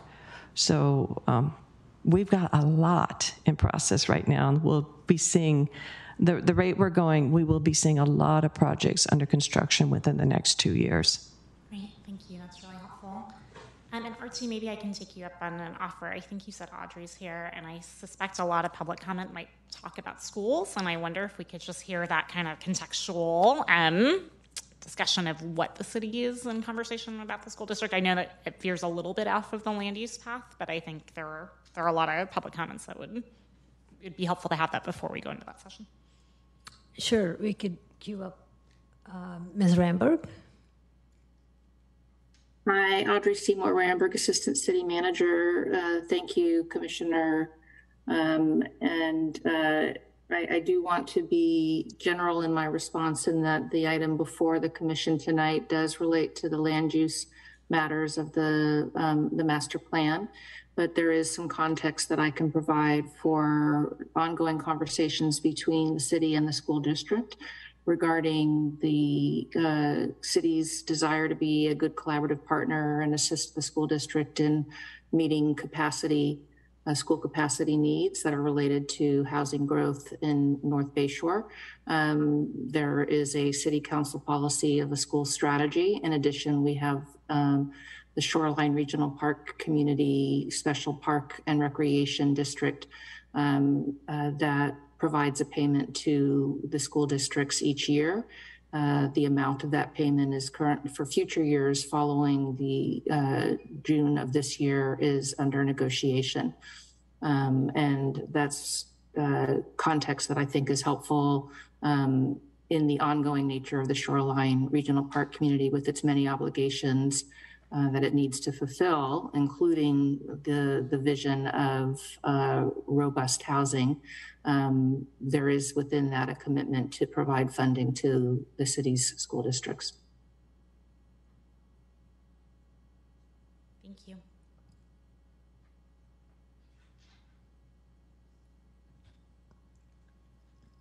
Commissioner Preston. Yeah, a follow-up to, so if I understood, the criteria for extension of the 15 years on the market rate units was like 1250 or something like that? Yes, it was 1250 market rate, and the land for to build up to 500 affordable units. 1250 completed construction, or? I believe they would start building. They would pull permits and start construction. So we could conceivably have none of the housing before the end of the 15 years? Well, they would have to get in the ground and begin in order to extend it. And typically, we expect it to start much earlier than 15 years. Typically, people don't wait for that long. But this was just kind of the edge condition. They know that if they haven't started construction on these units, they can't move any further, especially with the rest of the project, which might include office. So at a minimum, 1,700 or so have to be available either for the city to do or them building, and the other 5,300 is in the second 15 years. Yes, that's the premise. No, it wouldn't be 5,300. It would be 1,700 minus about 5,300. I think you're right. Yeah. So could be very back-end loaded. It could be, but as you know, this is a negotiated agreement. It's not a condition of approval, and we did go back and forth on what they could reasonably expect to deliver, say, in a bad market. And we said, well, we need a certain amount, and that's the amount that we're at. It's my observation that we're in a bad market. So I want to put them on the spot, but I asked the question, why are you even pursuing this in my meeting? Because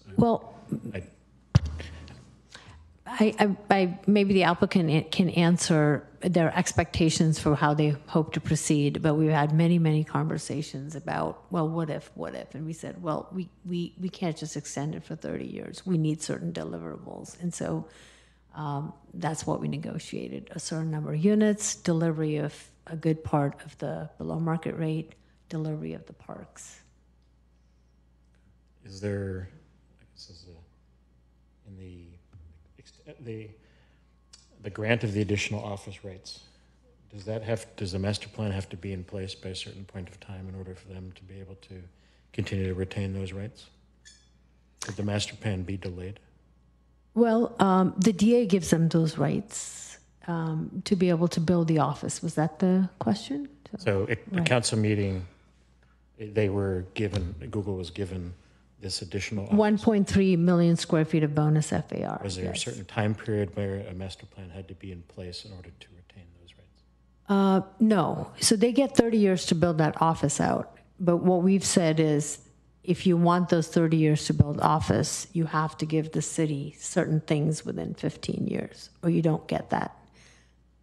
So they can take their time building the office. We don't have any deliverables to deliver office square feet. Under the DA, they get the whole 30 years to build that out. Let me ask the question a different way, because you're not. Sorry. Right. Does the DA have to be executed by a certain point in time? Oh, executed, yes. I think maybe our senior assistant city attorney can tell us. Okay, I was understanding the commissioner's questions a little bit differently. Okay. But does the DA need to be executed by a certain time? So council said, Google, here's the extra office space you need. You can work with that. In order to retain that and not lose that, does a DA have to be in place by a certain point in time? Is there a time limit where that expires? So, Commissioner, I think you're asking, so if the master plan is approved, that would live for a certain duration, absent a DA? Let me ask the question a different way. Okay. The economy is in question. Some of you may have noticed that two of the biggest banks that are responsible for funding the growth of Silicon Valley no longer exist. Jamie Dimon is not going to give loans the way Republic Bank did. Okay? Google has laid off people. Facebook has laid off people. The jobs in the area are dropping. So the currency that was the basis for the North Bayshore Precise Plan was office. That's the return ultimately on the investment. Okay, that return right now is not what it was when the Precise Plan was put in place. It's not what it was when the original master plan was proposed. We're seeing reductions in population in the area. I was in a meeting about a month ago where a market rate housing developer said they haven't been able to secure funding for a market rate project in 2 years. So it feels like the timing may be bad. And my question is, if we were to recommend to council to postpone this a little bit until more certainty around the big ripples through the economy that COVID caused were better understood so that we actually could approach this better, is there a time limit that we have to have this in place where Google doesn't lose that right that was given to them? That's my question.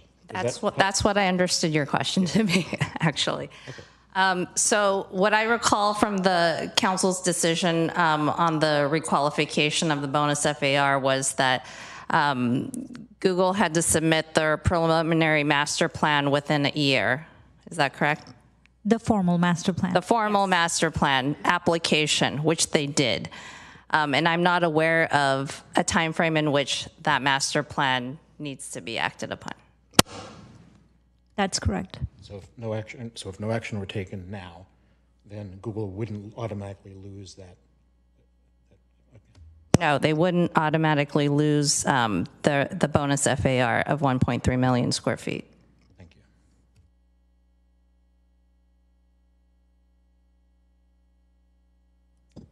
Commissioner Nunez. I have some questions for the applicant, if that's all right.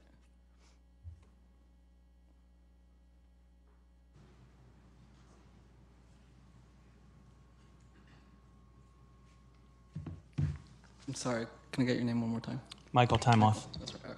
You look different in person. There's been some mention of shifting economic conditions and landscapes and so forth. I guess I'm just kind of curious, since I think my colleague here mentioned, for example, two of the leading banks in Silicon Valley, right, no longer existing. And I think, and also mentioned layoffs, right? Google had a reduction in force, Facebook. It seems to be kind of par for the course within the tech sector right now. I guess I just wanted to get a sense from you as a representative of Google right now, and presumably having access to high-level thinking of the organization with regards to real estate footprint and development, and definitely micro here in this area.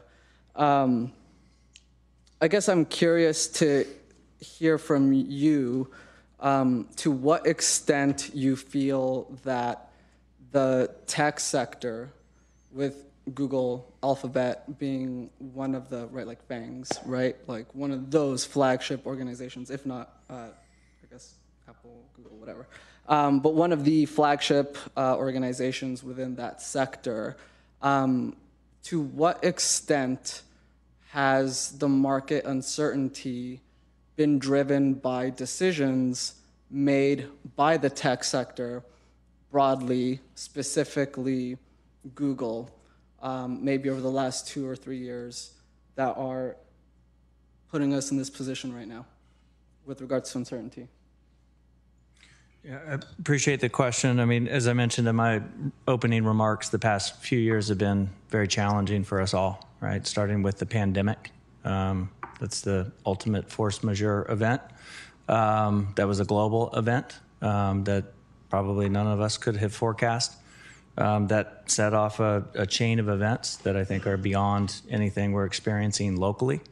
I think there's a few structural shifts that we're seeing and that we're, as we're returning to work, right? San Francisco and the Bay Area are unlike other metropolitan areas in terms of show-up rates. New York is full, Atlanta is full, Chicago is full. Downtown San Francisco is struggling. I think the Peninsula and the Valley are doing a bit better, but you're seeing, to your point, Vice Chair, office values are declining significantly, and we don't know, I don't have a crystal ball as to when those come back, but I think we all have been through recessions before and downturns in the economy, and it's hard to predict what will come next. But I don't think it's any one company or any specific region that's driving the overall macroeconomic uncertainty that we're all experiencing. Right. And so I guess, within, I wish I would have been a stockbroker and gone in finance, but I'm sure, as you're very well aware, a lot of times the markets can be very psychological. Good news one direction, bad news one direction can definitely shift a lot of this, right? So I'm not necessarily trying to get your sense or view with regards to a quantified crystal ball necessarily, but almost more like a qualitative macro view of what the tech sector's role is within the broader economic landscape as one of the leading sectors, right? You could probably put finance up there, real estate, et cetera, healthcare.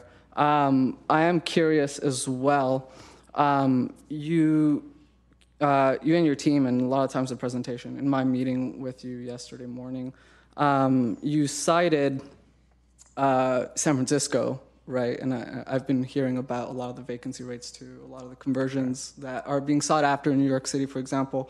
But I noticed that you are citing cities far larger than Mountain View, right? And so I guess I'm very much wondering, what are the parallels and why do you feel that a reference point of,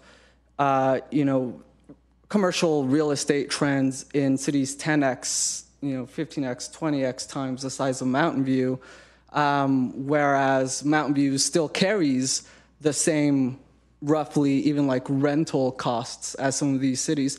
I'm just kind of curious where and how you, again, not from a quantitative crystal ball, you can tell the future sense, but more just like a qualitative sense. I'm, almost like trying to get like just a candid response, from how you feel, where's the parallel here between the trends that are happening in these large cities with their commercial real estate footprint and why that is indicative of what is also happening here in the city of Mountain View or could be happening within the 10, 20, definitely the 30 years of the development agreement that you guys are seeking?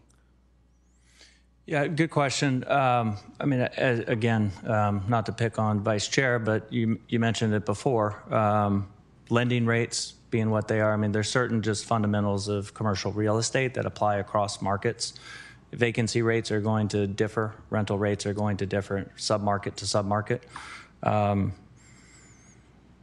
I would say San Francisco is in the headlines because it's suffering some of the highest, right? And so it's an easy example to look at. But you're seeing 20 to 30% vacancies in the Valley and in Mountain View.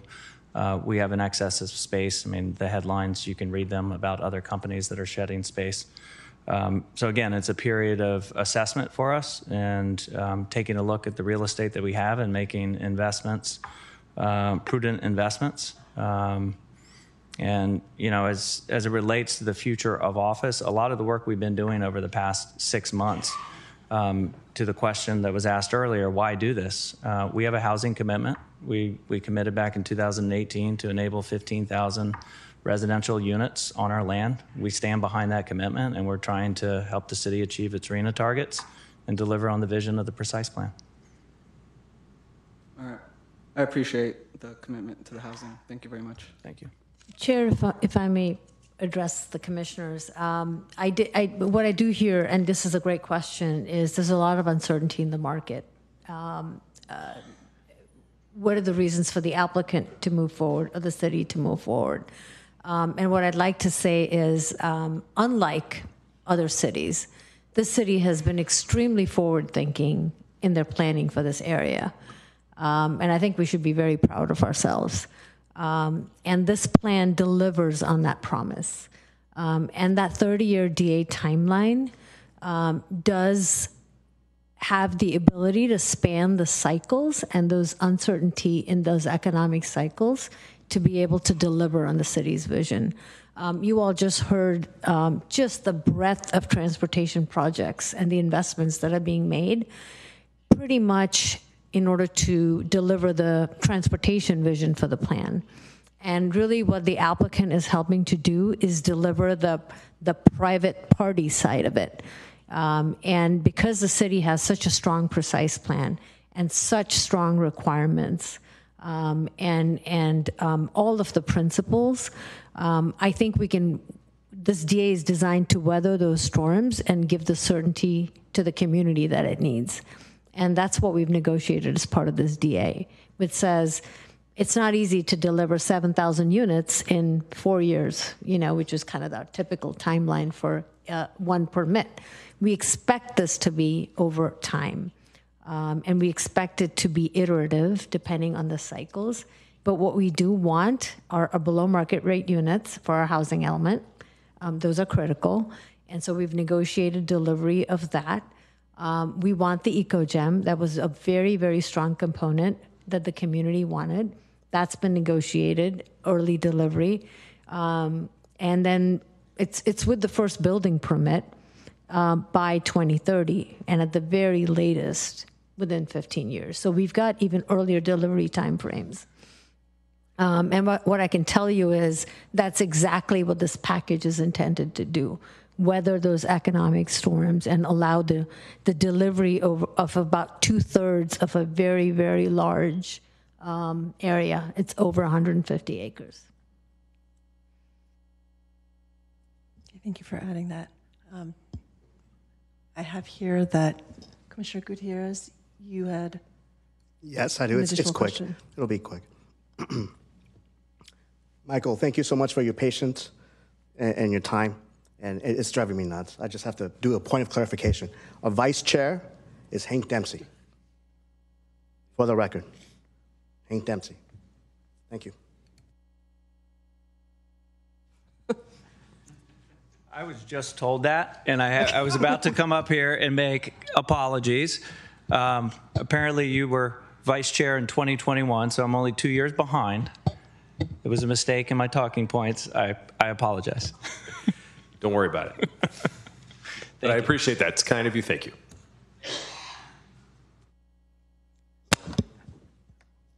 Thank you for clearing that up. Okay. Are there any more questions from the commission? Nope. Okay. Oh, please, Sandy. Thank you, Madam Chair. I just wanted to make a quick clarification. When I responded to Commissioner Nunez's question about park fees, I thought we were just talking about a potential reduction in the park fees, and that's what I was responding to when I said they would pay the fees that are in place. So if there are potential reductions, the amount of fees may be reduced that are collected if those are the fees in effect at the time of payment. However, the DA does include an impact fee lock provision that basically says that for the first 15 years of the DA, the initial term, no new or increased impact fees would be paid by the developer. And then in the subsequent 15 years, the developer would be subject to new or increased impact fees except for residential and except for new rebuilt office. And they would also receive a credit for the amount of public benefits that they have provided, and that is of a value of $18.5 million. And also for the rebuilt retail. Yes, thank you. You have another question? Thank you, Ms. Lee. So I just wanted to, since this kind of opened up the question back up a little bit. So let me make sure I'm understanding correctly. The development agreement has provisions which lock the current today's in lieu fee rate, which I think was mentioned at 60 to 70K per unit. Is that correct? Today it's 60 to 70 per unit, but just as a clarification, any typical fee increases that we do annually would still continue to apply. Okay, I very much appreciated that. So for the first 15 years of the agreement, that would be the going rate for units built within that time frame, brought online or entitled or what have you. Is that correct? Unless the fee is reduced. So the city would not be able to impose new or increased fees, except for the annual escalation that's already built in. Okay. But we couldn't do a new nexus study and impose, substantially increased fees. Okay. And then in that second 15-year period, I'm sorry to ask you to repeat that one more time. Can you just restate? It seems like there would be a new weird fee or structure that involves the dedication. Can you just help me understand that one more time, please? So basically for the second 15 years, there would be no fee lock. So new or increased impact fees could apply.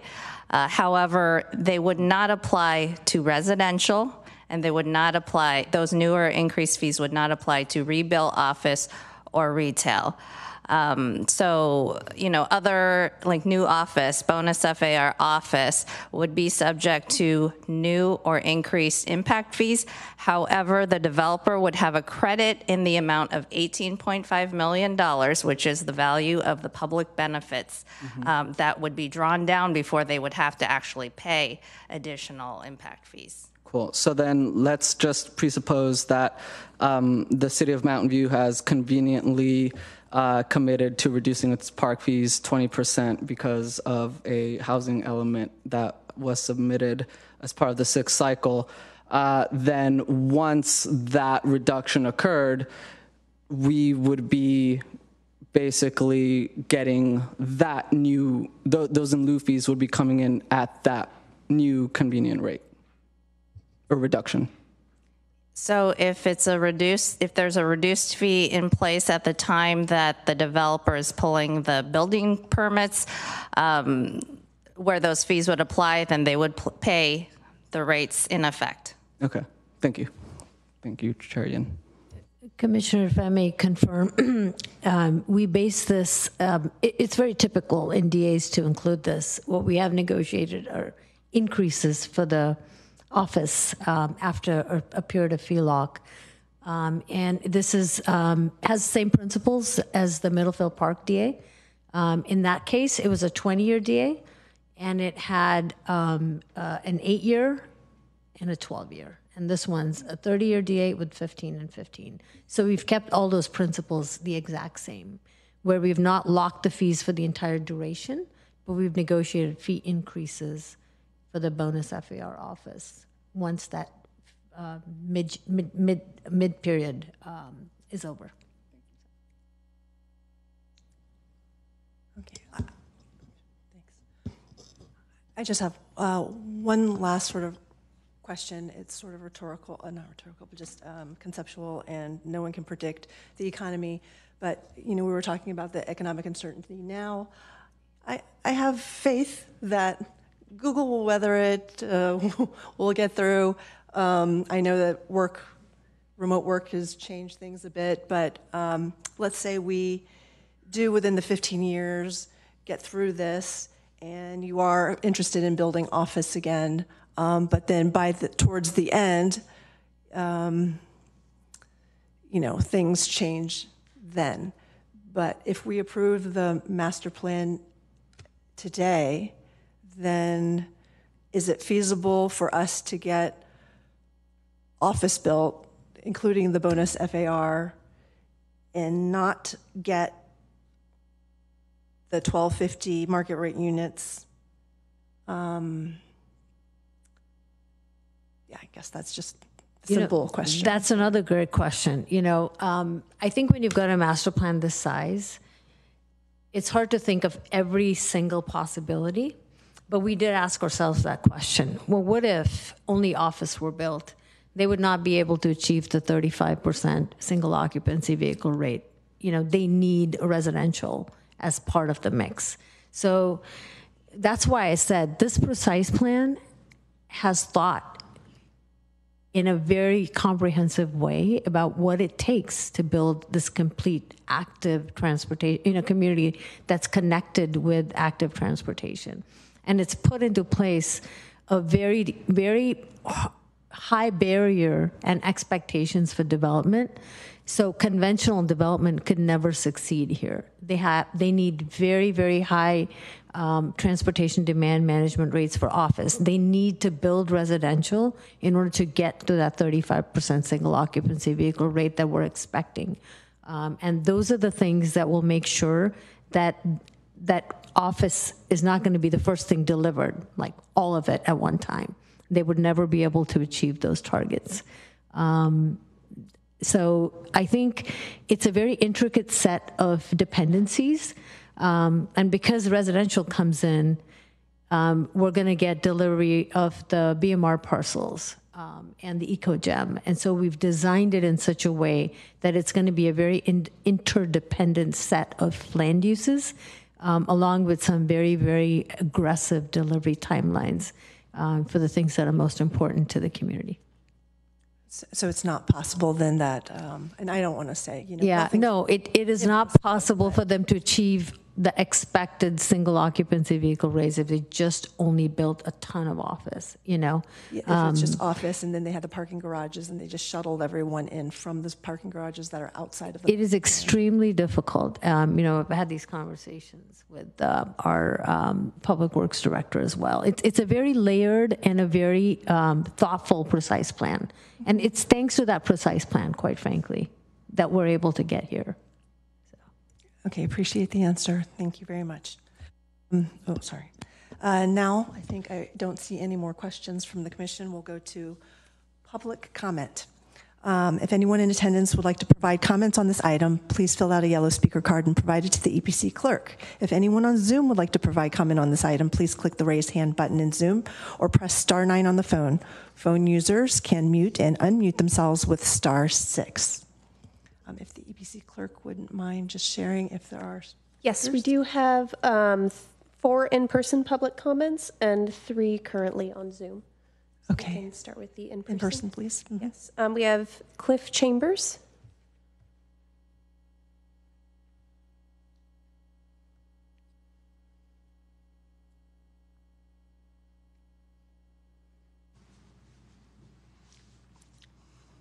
That caught me off guard. Thank you. Chair Yin and the rest of the commission, I'm Cliff Chambers. I'm representing the Mountain View Coalition for Sustainable Planning tonight. And we've been involved with this process for a very long time. Google's been extremely transparent, has met with us a number of times. We've asked questions, they've responded. Some of those are really reflected in the plan overall. I think Google has done an exemplary job of responding to the precise plan that we also had a lot of input on, and it is a very delicate balancing act, as has been said.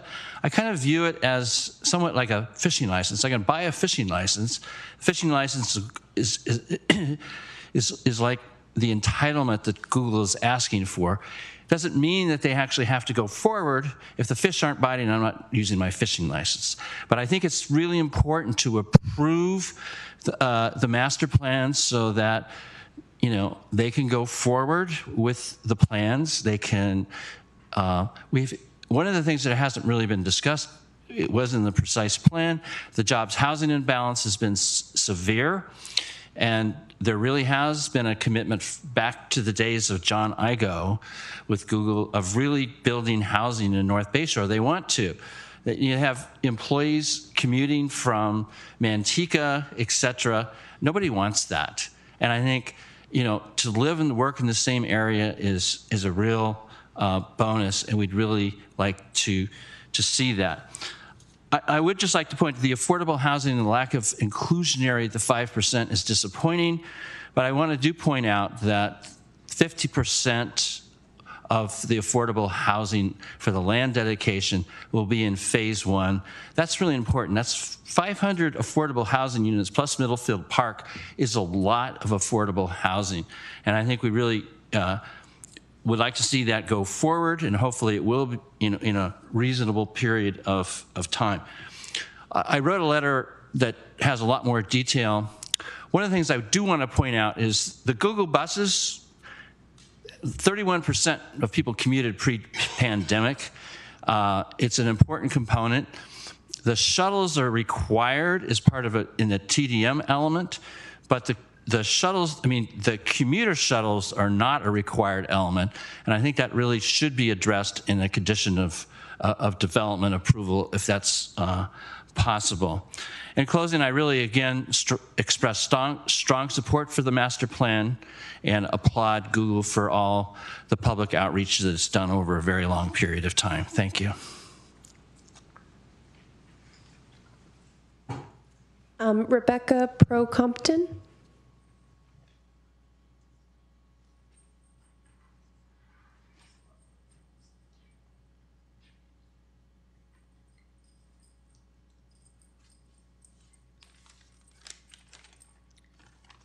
Hello, my name is Rebecca Pro-Compton, and I'm a 5th period carpenter apprentice with Local 405. I moved to San Jose in 2018 to start my life over. I come from a background of homelessness, and I've overcome alcohol and addiction. The union gave me a second chance at life. I'm sorry, just a quick interruption. Can you bring the microphone down? I think Sure. there's trouble hearing you. Can you hear me better now? Okay, thanks. I've overcome alcohol and addiction. The union gave me a second chance at life. I've learned amazing work ethic and gained powerful skills and met some cool people along the way. I have yet to reach my goal. Working as an apprentice, I make a living wage and have good health benefits for not only myself, but my children also. I push for more than just a dead-end job, and this is a career, one that I'm proud of myself for. I hope to pass it on to my son if he so chooses. Projects like these keep people like me working and housed, and keep work local to me so I can spend more time with my family. Thank you. Juan Venegas.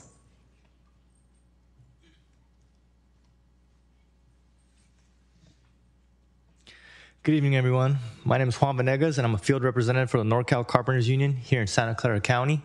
I represent 5,500 members in this county. I am here in support of the North Bay Shore Master Plan. This is something that can provide employment for many citizens of the community during and after construction. Thousands of jobs will be provided throughout the lifetime of this project. Apprenticeship hours and training will be fulfilled. Retirement and healthcare benefits will be obtained thanks to this build. Members of the community will be able to work closer to home, which will improve their quality of life. Small businesses will thrive because of this plan. It will help with the housing crisis happening here in California. The Bay Area needs more affordable housing, and this is part of the solution. This master plan will continue to move Mountain View in the right direction. Thank you all for your time. Doug Cheshire.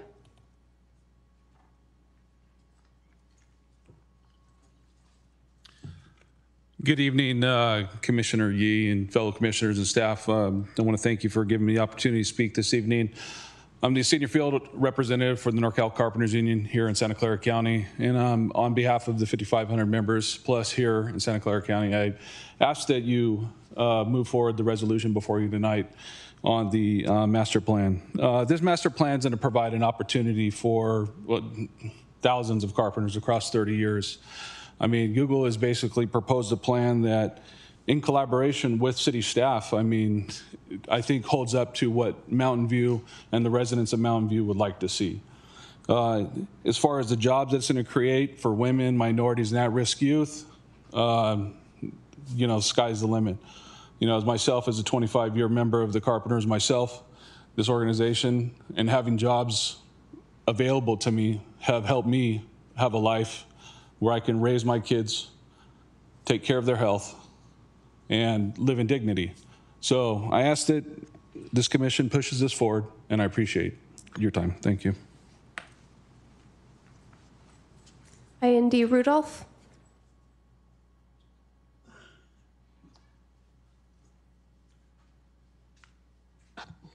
Andy Rudolph, Superintendent of Mountain View Westman Schools. Good evening, honorable commissioners and staff members.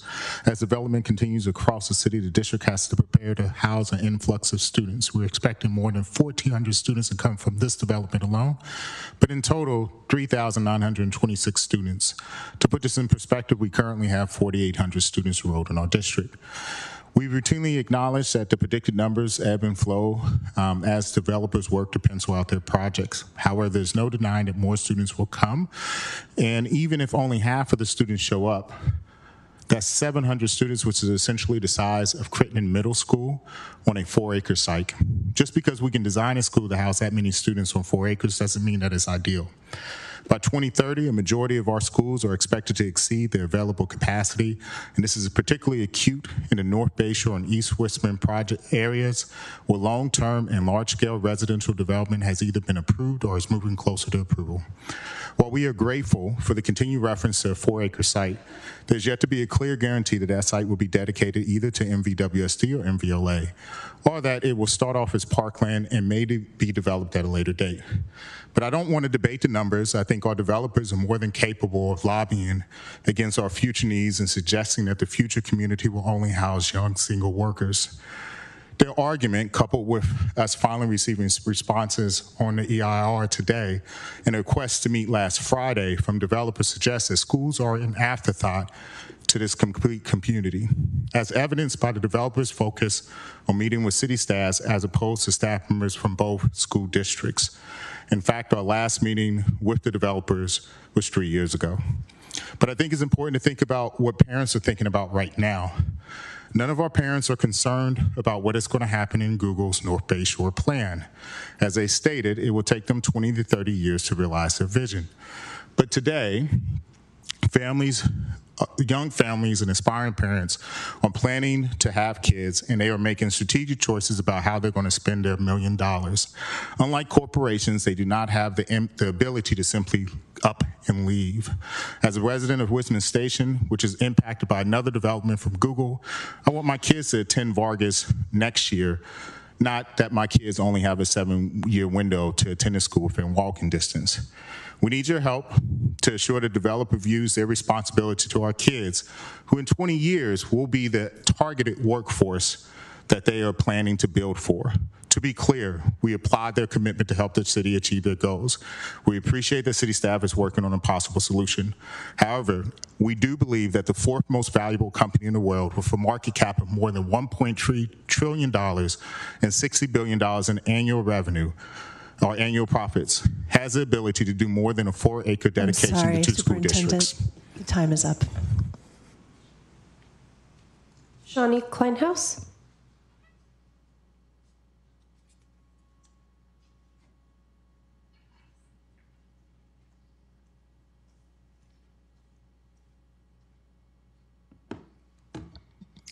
Good evening, Chair Yin and Commissioners. My name is Shani Kleinhaus. I'm the environmental advocate for Santa Clara Valley Audubon Society, and I'm also on the executive committee for the Loma Prieta chapter of the Sierra Club.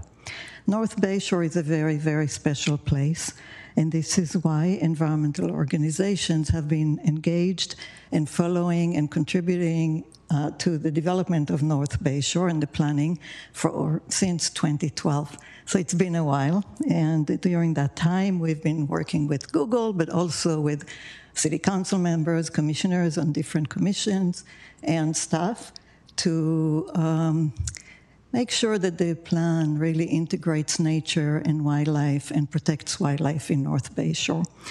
So especially we focused on the more sensitive species, the egret rookery, which is such a special place, the Stevens Creek, the retention basin, and especially Shoreline Park and the burrowing owls, which are sadly almost extirpated from our district. They are only there because of a lot of investment by Mountain View and other agencies. Google has done a spectacular job, and when I say spectacular, if you go there, you'll see it, of integrating nature and habitat into their campus and protecting the egrets. And so right now, the egrets are nesting. I encourage all of you to go and look and see. It's absolutely fantastic. And if you need a special, if you want to join us, we have egret office hours over there in the next few weeks, led by Audubon volunteers, and you're very welcome to join us. So it is very important that those features of North Bayshore remain, and the plan includes the ecogem and the shorebird wilds where the egrets are, and we hope to see and continue to work with you and with Google to ensure that the implementation of the plan restores the ecogem, protects the egret, protects the burrowing owls, and enhances the biological integrity and the biodiversity of North Bayshore and Shoreline Park. Thank you so much. We'll move on to our speakers joining via Zoom. So the first speaker is Matthew. Give me one moment.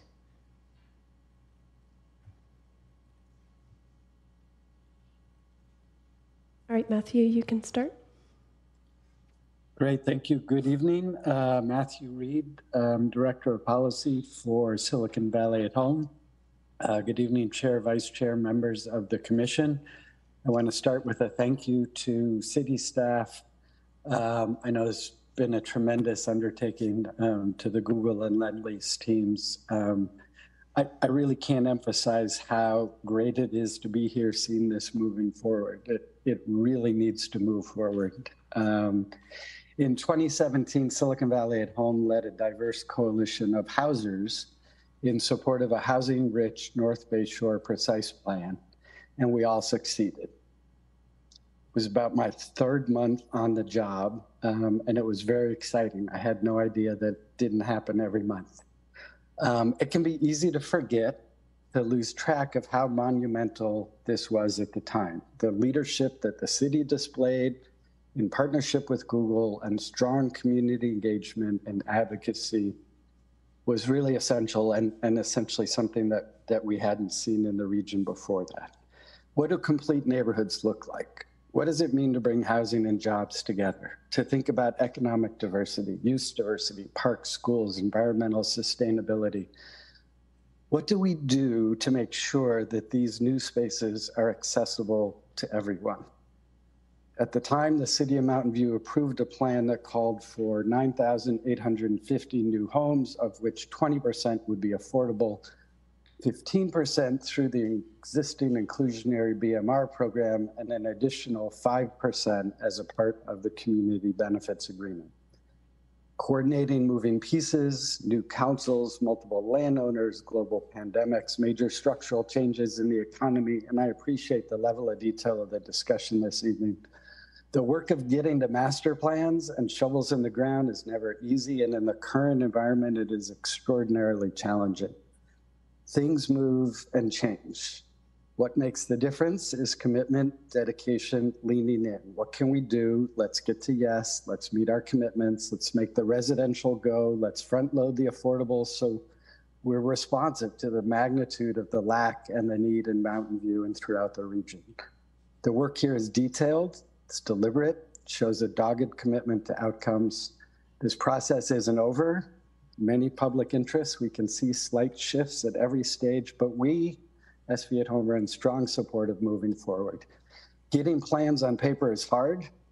Keeping them moving forward with a strong and sustained vision is harder. The needs are tremendous in Mountain View. This time, this has to go through and get started. I appreciate your attention. Thank you. Philip Cosby, give me one moment.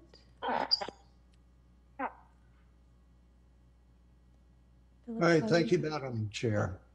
I'm Philip Cosby with the Cafecito at St. Athanasius.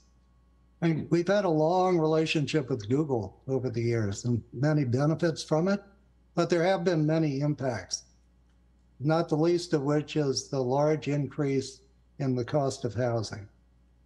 We've got more than 200 of our families that are living in vehicles on our streets because they can't find an affordable place to live and to be able to keep their jobs in Mountain View and keep their kids in Mountain View schools. We were very disappointed to see that from the initial proposal of 20% affordable housing, with 1/4 of that being built as inclusionary housing, with the affordable housing coming online at the same time, has now been reduced to 15%. While I understand, the economic constraints here, I think we need to be able to look to the future, that we need a livable Mountain View in which Google can flourish. And so I would encourage the commission and also Google to think again about this reduction in the affordable housing right down to the bare amount required by the master plan. And I also caution against thinking that, well, we can build, if we build the units smaller, then we'll have more of them and be able to meet our goals. But these smaller units are not going to serve our families, and we need families, to allow Mountain View to continue to flourish. So I asked Google to look again at what they're proposing here, and if for no other reason than just out of generosity, to increase the amount of affordable housing that they are providing.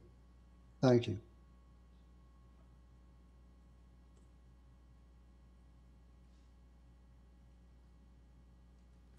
Bruce England. Go ahead. Hi.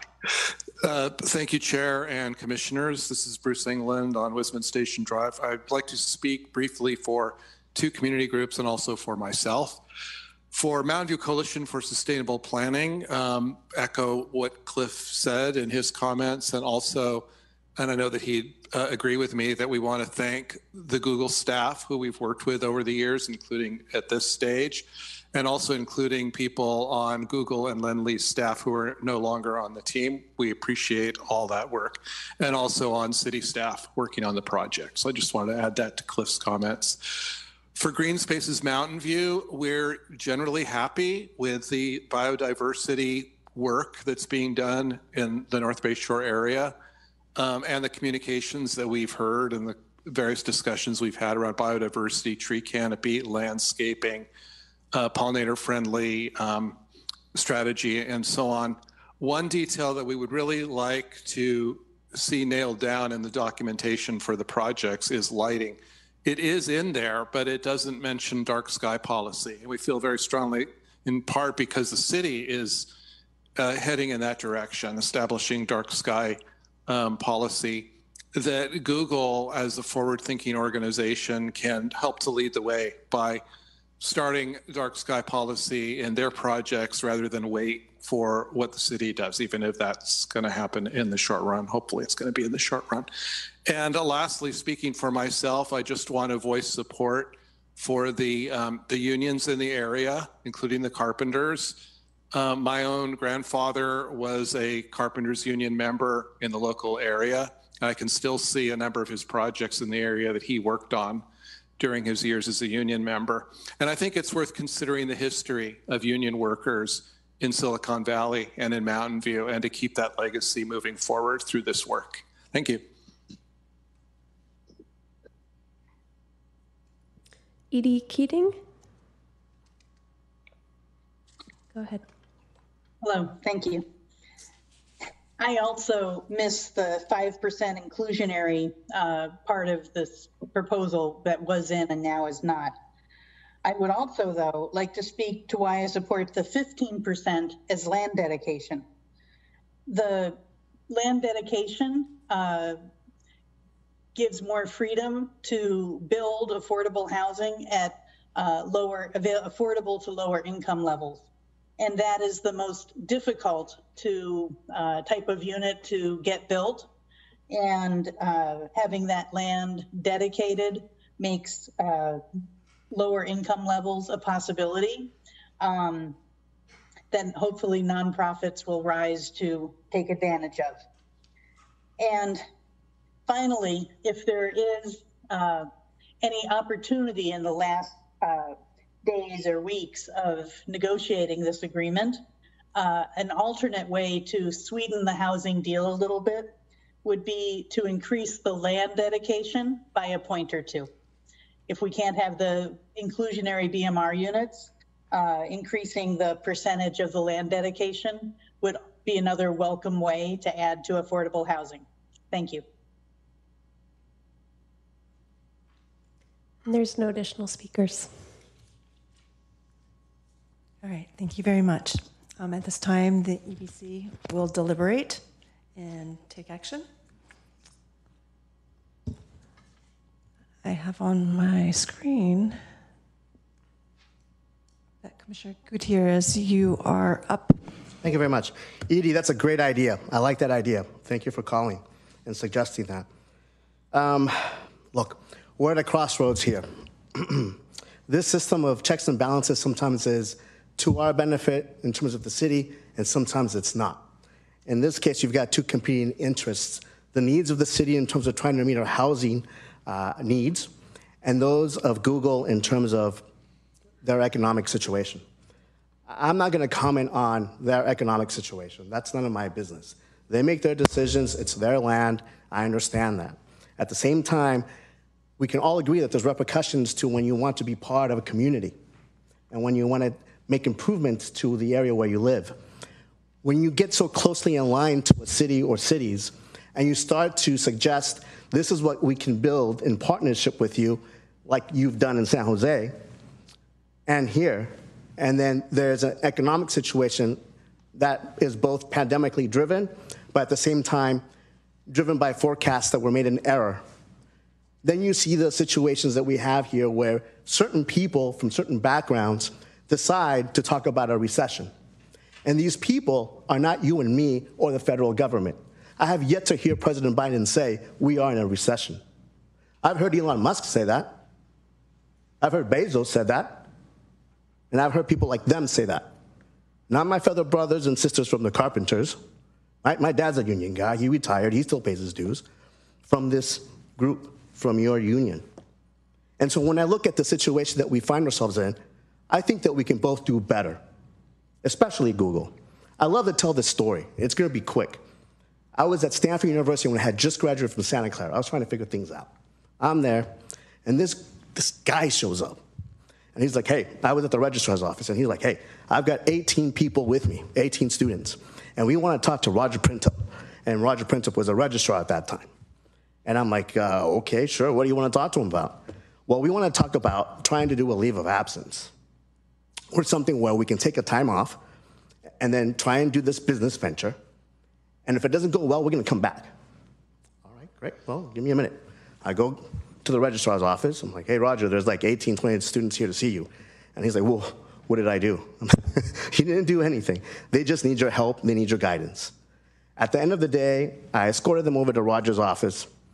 They spoke at length for about half an hour, 45 minutes. They come back out. They stopped by where I was at and said, thank you very much for helping us. This was really appreciative. And I asked them, well, what are your plans? And they said, well, we want to open up a company. It's going to be a tech company, and it's going to be awesome. Do you want to join us? You don't realize how much I rue the day when I said no thank you, right? Because it was Google. It was Sergey and his group. And I remember the office on El Camino, right across the way from Stanford, where they first started out. And I would tell my kids, hey, man, that's Google. They're going to do great things. But I hate to say it, those times are so different from this Google. That Google had vision. It tried. It made an honest effort to be advanced, to lead the way. This Google, I'm not so sure about. I think that's why they're called Alphabet now. Because that mindset of growth and of trying to do better, I don't see that with this.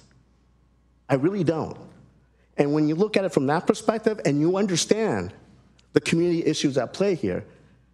There's so many vested interests in terms of community development, affordable housing. You look at the issue of the 5% being rescinded. Someone talked about economic diversity. Well, you don't have that with that 5% being rescinded. You have an area that's isolated and that looks and feels a certain way. Not welcoming is what it tells me in terms of socioeconomic diversity. That's number one. Number two, strong and sustained vision. Someone else had talked about that point. Well, when you have that type of perspective, you also have to factor in the different plays that are in need. Now, in this case, I would like to quickly comment on what was shared with me by someone from the community that was sent in to the commission as a whole so that we can read that. And this person's name, for the record, is Bill Lambert, and he wrote in as a member of the community. And he says, I quote, in terms of the 4.1 acre that might be designated to the school site, the parcel is small for the size of a typical elementary school in Mountain View of about 500 students. State law will now require that school districts also provide preschool programs. The district's experience with Vargas Elementary School confirms that 4 acres is inadequate. End of quote. So when we try and factor in all these different needs from the community, this is our opportunity to be able to go outside the box and try and meet those needs of the community. Google needs us like we need them. And we need to be better because we need to move from good to great. Oversight for this type of construction is never easy and for this type of development. But if we're truly to become partners, equitable in terms of both having a vision that sustains excellence and being part of a community that you say you want to be a part of, there has to be a give and take. I would truly appreciate it if Google could factor that in their discussions with the city and re-engaging with the school district to meet these different needs. Because remember, even though there's a projection of an increased amount of 1,000 kids or more in that area, your suggestion to set aside a certain amount of acreage to have a school is still just one, when in reality, we may need 3. So if we're going to do this one-time partnership agreement to expand the acreage, that would make the most sense. Because that would be equity at least to whatever is going to be brought in immediately, and then that gives time for the school district and the city to try and figure something else out, because we know that you're out of that conversation. So if you're going to do a one-time deal to figure this out, let's make it the best one possible to try and make this a reality for everyone and for it to be a success to meet the needs of the community. Thank you. Commissioner Nunez, you're next. Thank you, Chair Yin. I certainly appreciate my colleagues' commentary and disposition towards this updated proposal. I think that partnership is obviously something that is very nice to have, and I think that in terms of value, right, I would say, Google would offer up that they very much feel that they are in partnership and have been in partnership with the City of Mountain View, through its meteoric rise, through headwinds that we've gone through together. I can definitely say that I see a lot of benefits to Google's presence in the community. But I think that it's also clearly undeniable that the externalities of having a large, extremely influential organization based in a city like Mountain View, with the amount of highly paid talent that comes along with that. Again, very enviable position, right? A lot of cities would definitely call that a blessing. But I think where my colleague, and I think where, several other commenters, who've submitted letters, Cafecito, very well-established Hispanic community group here in Mountain View, the Los Altos Community Foundation, doing a lot of extraordinary work and funding a lot of initiatives that ameliorate some of those economic externalities when it comes to people being priced out and finding it harder and harder to keep up. The League of Women Voters, again, another very well-established group, sending in commentary, around this loss of that 5% inclusionary. I kind of want to touch on value when it comes to what that means. There's quantitative value in terms of dollar amount, and then there's also qualitative value, right? I think one of the key considerations that certainly the city of Mountain View has been looking at when it comes to previous council setting sessions with regards to inclusion, diversity, being a community for all, goals that are carrying forward. We all just discussed a few weeks ago the goal setting session, right? And that was one of those core tenets of the city of Mountain View, making sure that we can be a community for all. And being able to sustain that for all means being able to provide safety for all, and housing and development being a core component of how the city is able to use its police power to steer resources and partnership in that direction of increasing the general welfare of everyone in the community. In terms of a qualitative value of why the 5% inclusionary is so important, as opposed to even the 15%, even if we had 20% being given to us as part of a dedicated parcel, a dedicated land exchange, it might sound a little terse, it might sound unbelievable, but I can tell you this, being a person of Hispanic background, working deeply and for a long time with members of our community, what that looks like to us from a racial diversity perspective, if not a economic and class kind of perspective, what that feels like is isolation. It's putting people of a lower economic status or race somewhere else instead of really going for that inclusionary value, right? So from that perspective, in terms of a value, I feel very disappointed by this updated proposal. But there's also a quantitative value, right? So I definitely took some liberties at looking at that. With regards to the December 21st, public benefits package, which I want to be also clear hopefully for the benefit of my colleagues or anyone watching, and staff, totally please correct me if I'm wrong here. The table 6 in the staff report says that the public benefit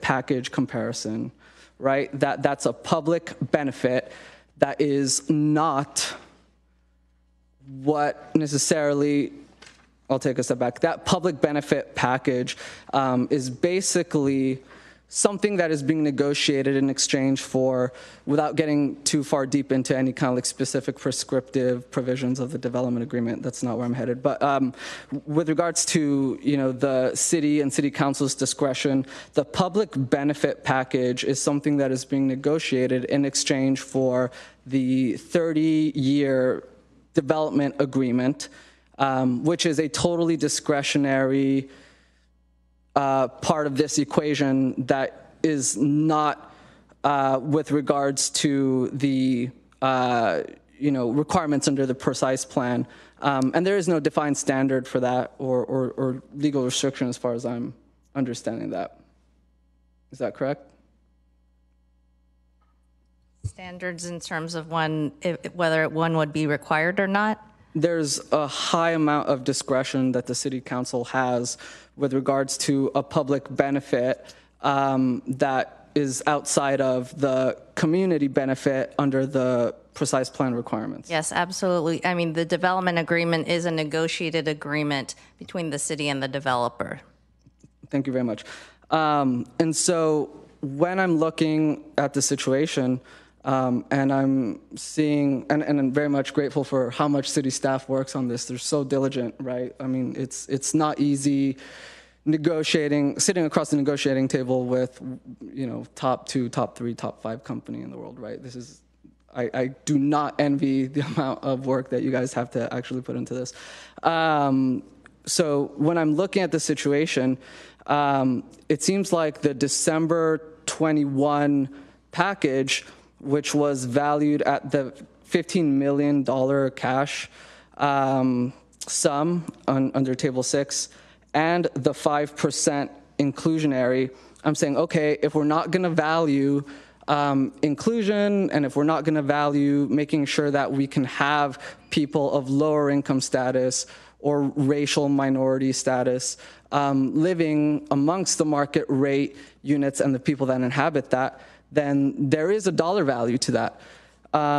So staff, I'm very grateful. You mentioned earlier that our contribution out of the $1 million of a typical affordable unit was $125,000, about 12.5% of the 100% pie.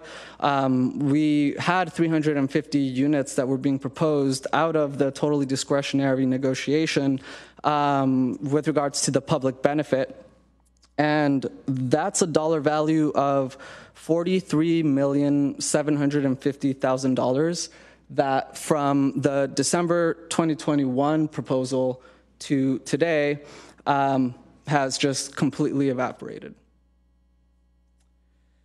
And in addition to that, it seems like there is a very clear path here for Google to benefit from the very clearly signaled, I mean, I think that the city of Mountain View committed to a park and lieu fee reduction as part of our 6-cycle housing element, given that HCD noted that our in lieu fees were a possible barrier to development.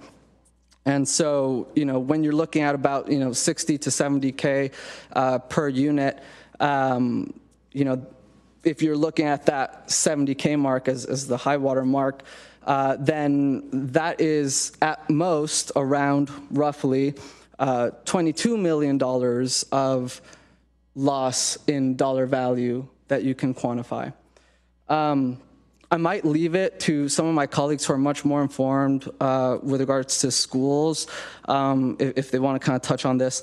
But with, and you might be able to ask, pull a random Mountain View and I think that's our demonym, off the street and ask them, hey, what are our city's biggest needs?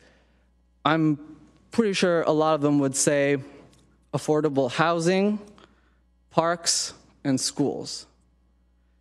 And so if you're looking at the previous package and you're saying, okay, that was $15 million cash, 5% inclusionary with a dollar value of around $43 million, the potential, reduction of $22 million from the park and lieu fees that we've already committed to reducing, that is a 77% reduction in the total value, total dollar value of the public benefit package from December 2021 to today.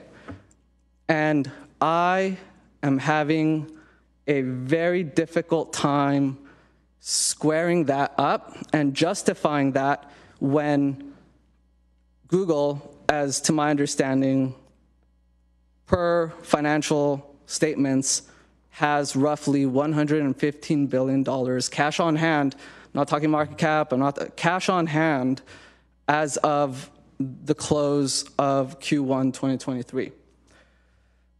So the reason why I'm bringing that up is because I am quite certain that us, the EPC, both as a conduit of community input, and I very much appreciate where our friends from the labor unions are coming from. I assure you that I think, at least me personally as a commissioner and as a resident of Mountain View, it is extremely critical for me to see this project move forward and to have all the benefits and jobs that come with that. However, it is also extremely important from my vantage point, both as a commissioner tasked with looking out for what's the best thing for the city, and as a representative of people and partner to people who are low income, who have been priced out. Thankfully, we have Google, but also, unfortunately, sometimes for those individuals, we have Google. That is not something that I really feel comfortable squaring. So, in order to put this into a proposed action here,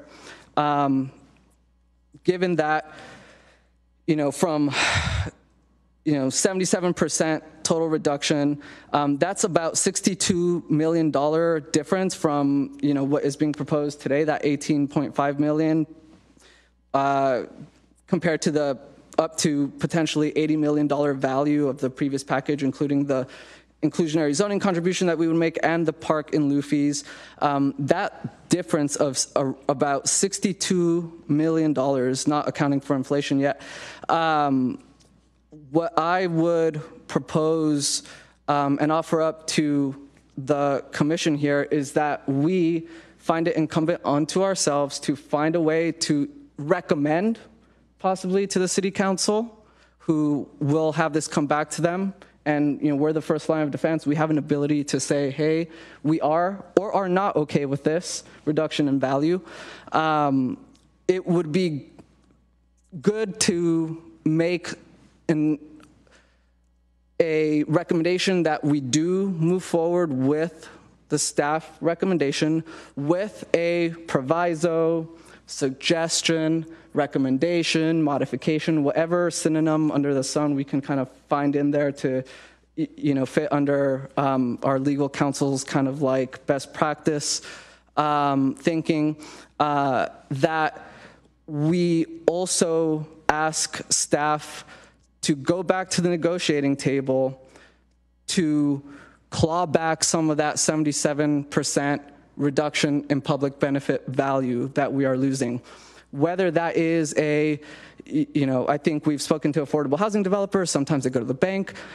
Sometimes there's no money there. Sometimes they ask a private developer for a loan, and the private developer will do it. Maybe we get a $62 million rotating line of credit with interest, so it's not a handout, committed from Google so that we can actually develop that 15% land.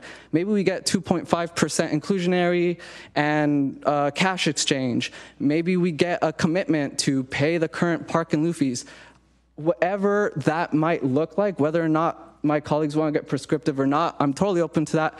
But unless we are okay with losing potentially $62 million of quantitative value, not accounting for the qualitative value of our city's stated goals of a community for all, but that 62 million, 77% reduction, I'm going to end in 10 seconds here, then I suggest that we make that recommendation unless my colleagues want to get prescriptive. I'm not necessarily looking for that, but that is the recommendation I'm going to put forward to my colleagues for their consideration. And if a majority of us agree, it would be good to have the ultimate final motion tonight reflect that. Thank you. Thank you. Before I put that out to the commission, I believe Commissioner Cranston had one comment to make, and I will also allow everyone else to make a comment first before we do that. So Commissioner Cranston first, please. So I find your math interesting.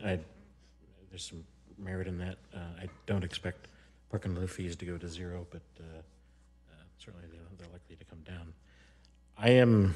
This is actually the second time we've seen an analysis from CFL, and I don't think this is a problem with CFL. I think this is a problem with the contract we're providing to CFL.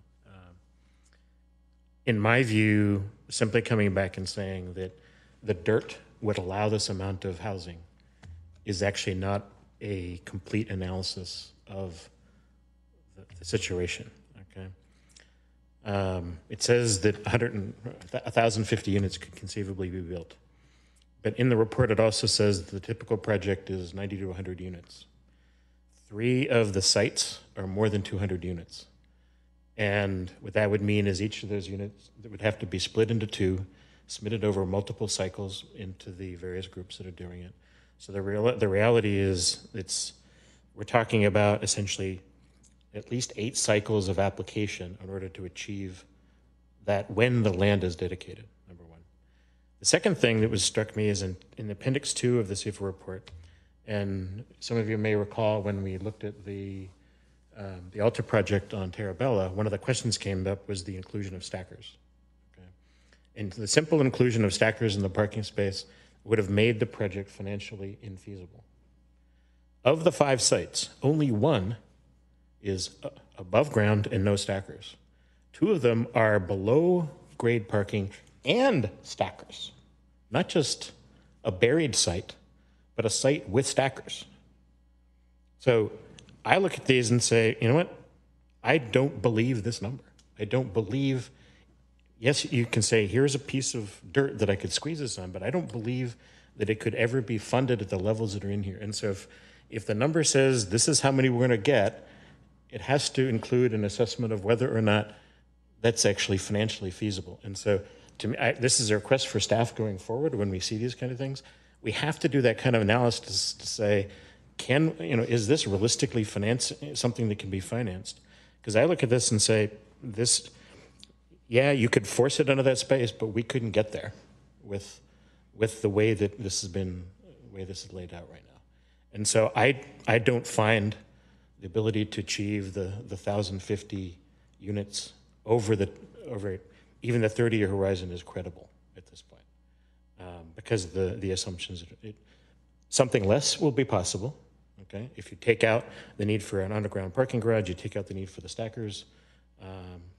Certainly below market rate housing doesn't have a minimum parking requirement, but if the assumption is that it's going to have underground parking, that says you got to dig a hole, and those aren't cheap. So my suggestion on whether do we delay is the economic uncertainty right now. Part of the question in my mind was, well, if there's more certainty about the economy and organizations like Google and others are feeling more confident, then would they come back in a year and say, you know what, I could put in an extra $40 or $50 million, okay? Right now, we don't know what it's going to look like. Is there any, and my view of this, I don't quite frankly expect, sorry, Mr. Anderson, I look at this and say, we're not getting any of this in this housing cycle, this housing element cycle. None of this will be realized. I shouldn't be saying that before HCD reviews the document, but that was my reaction as I looked at this. If this is what the proposal is, we need to take out everything from North Bay Shore in this cycle. That was my reaction. And that, to me, is not an answer that I think is, that I want to hear or the city wants to hear. So if bringing in, I'm intrigued by the 125,000 per as a way of addressing that. I was troubled by the fact that staff specifically kind of ignored that number in that table. I hadn't come up with a way of coming up with the math, but I'm intrigued by my colleagues' suggestion there. But that's my biggest concern with what I'm seeing here is they have to hit the 15%, and we have to actually be able to do it.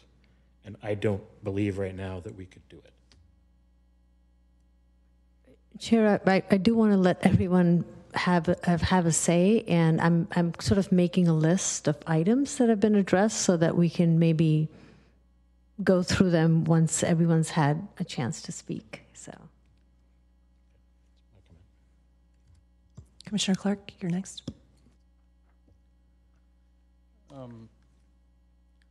So I'm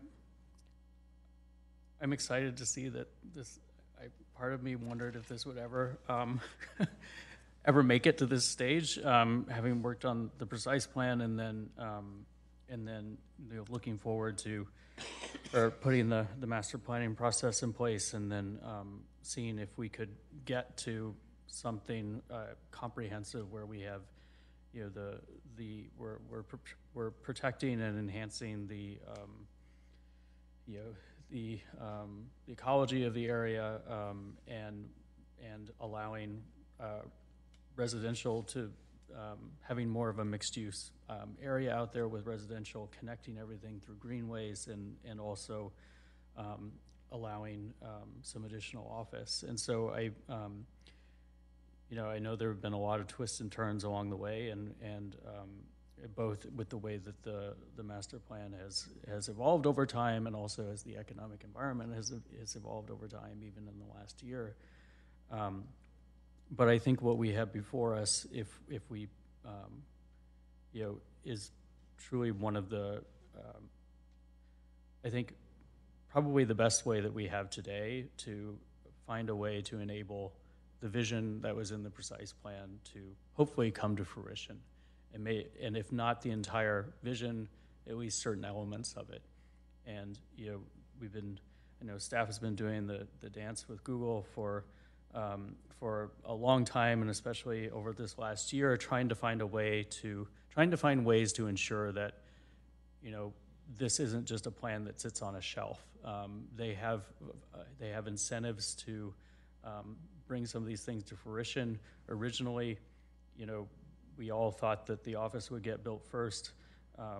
Maybe one of the silver linings of the current environment is that some of the residential ends up moving forward first as part of the phasing, which I would have never expected.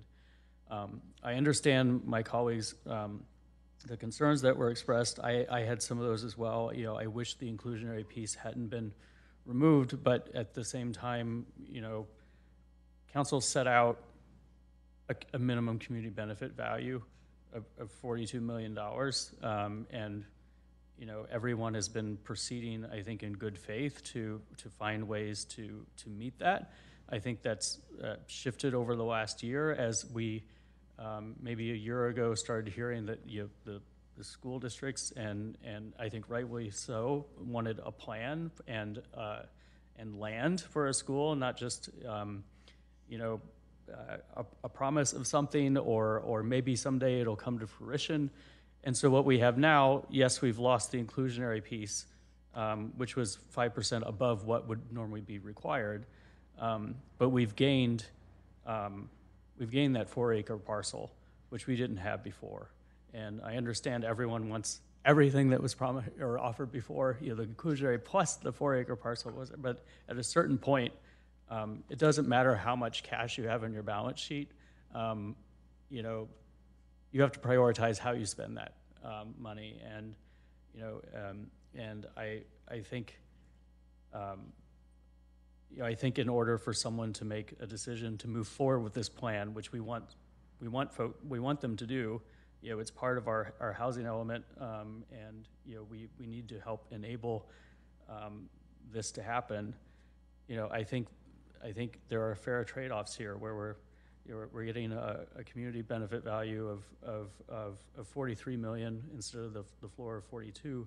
Yes, things have shifted around, and yes, I would certainly prefer the inclusionary units, but I'd also really like that 4-acre parcel, so that we have a complete community. We can plan for schools there, and we're also getting the land dedication to be able to do significant affordable housing, and those projects will be controlled by us in partnership, likely with nonprofit developers, and we can choose the unit mixes and the benefits that are associated with that. So it certainly isn't perfect.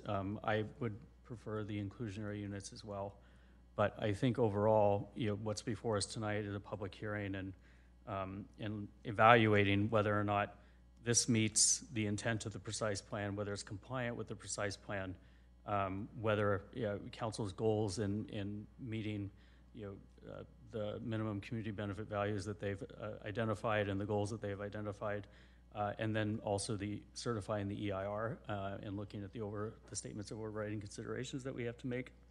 I think if I'm assessing all of that in my role as an EPC member tonight, then I think I would move forward with recommending to council that we move this forward, and that this product that we have tonight is probably our best chance at seeing North Bay Shore actually develop, as opposed to asking for more and just the plan sitting on a shelf until, maybe it pencils, maybe it doesn't, 5, 7, 9 years from now. I think what we have here is the most likely way to at least get shovels in the ground and get some of the housing started at minimum.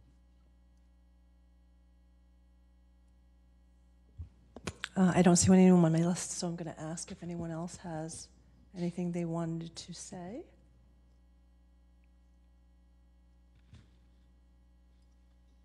Go ahead, please.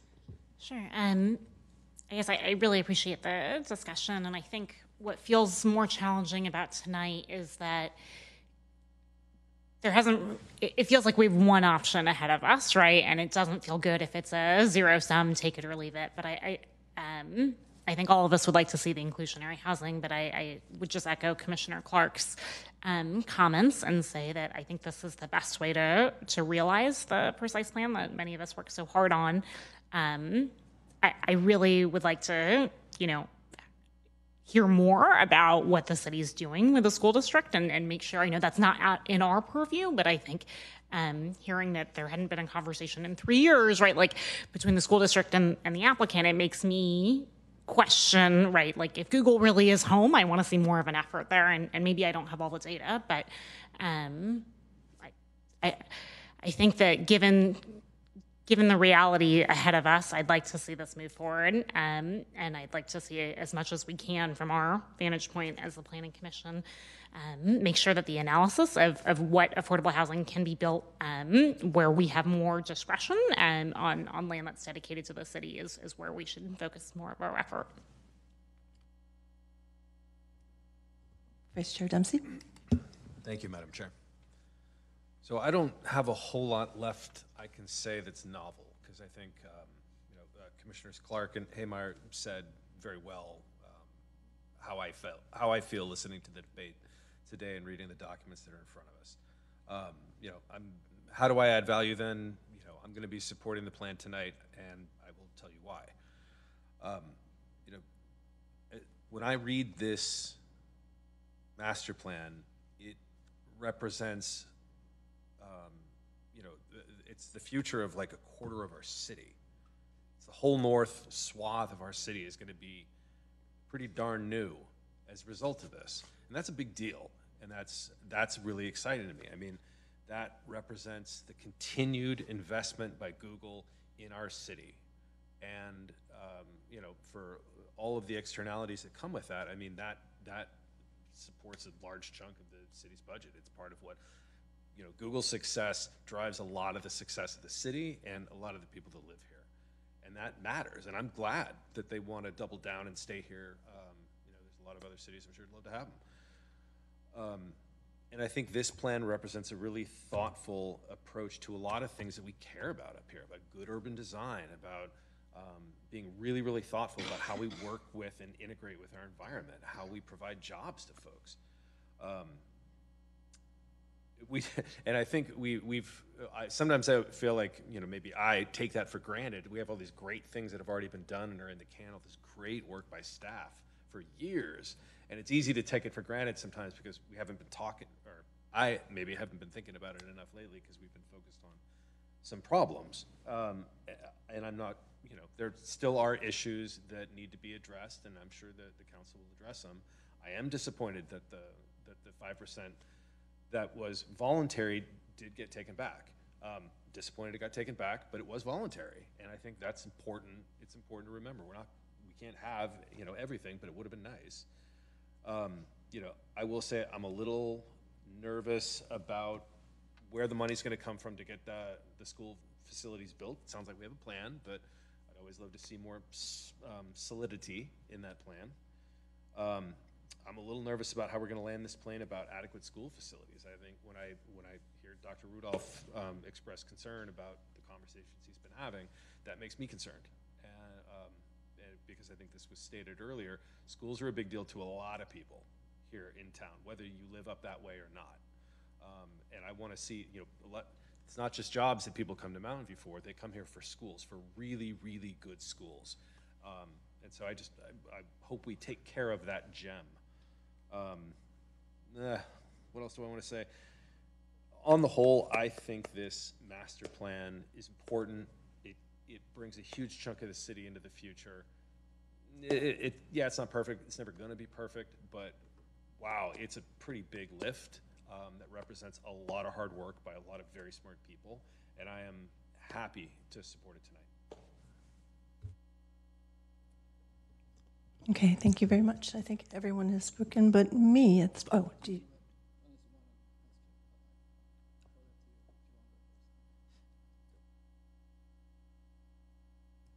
Oh, okay. Yeah, I'll just get mine, and then we'll go through.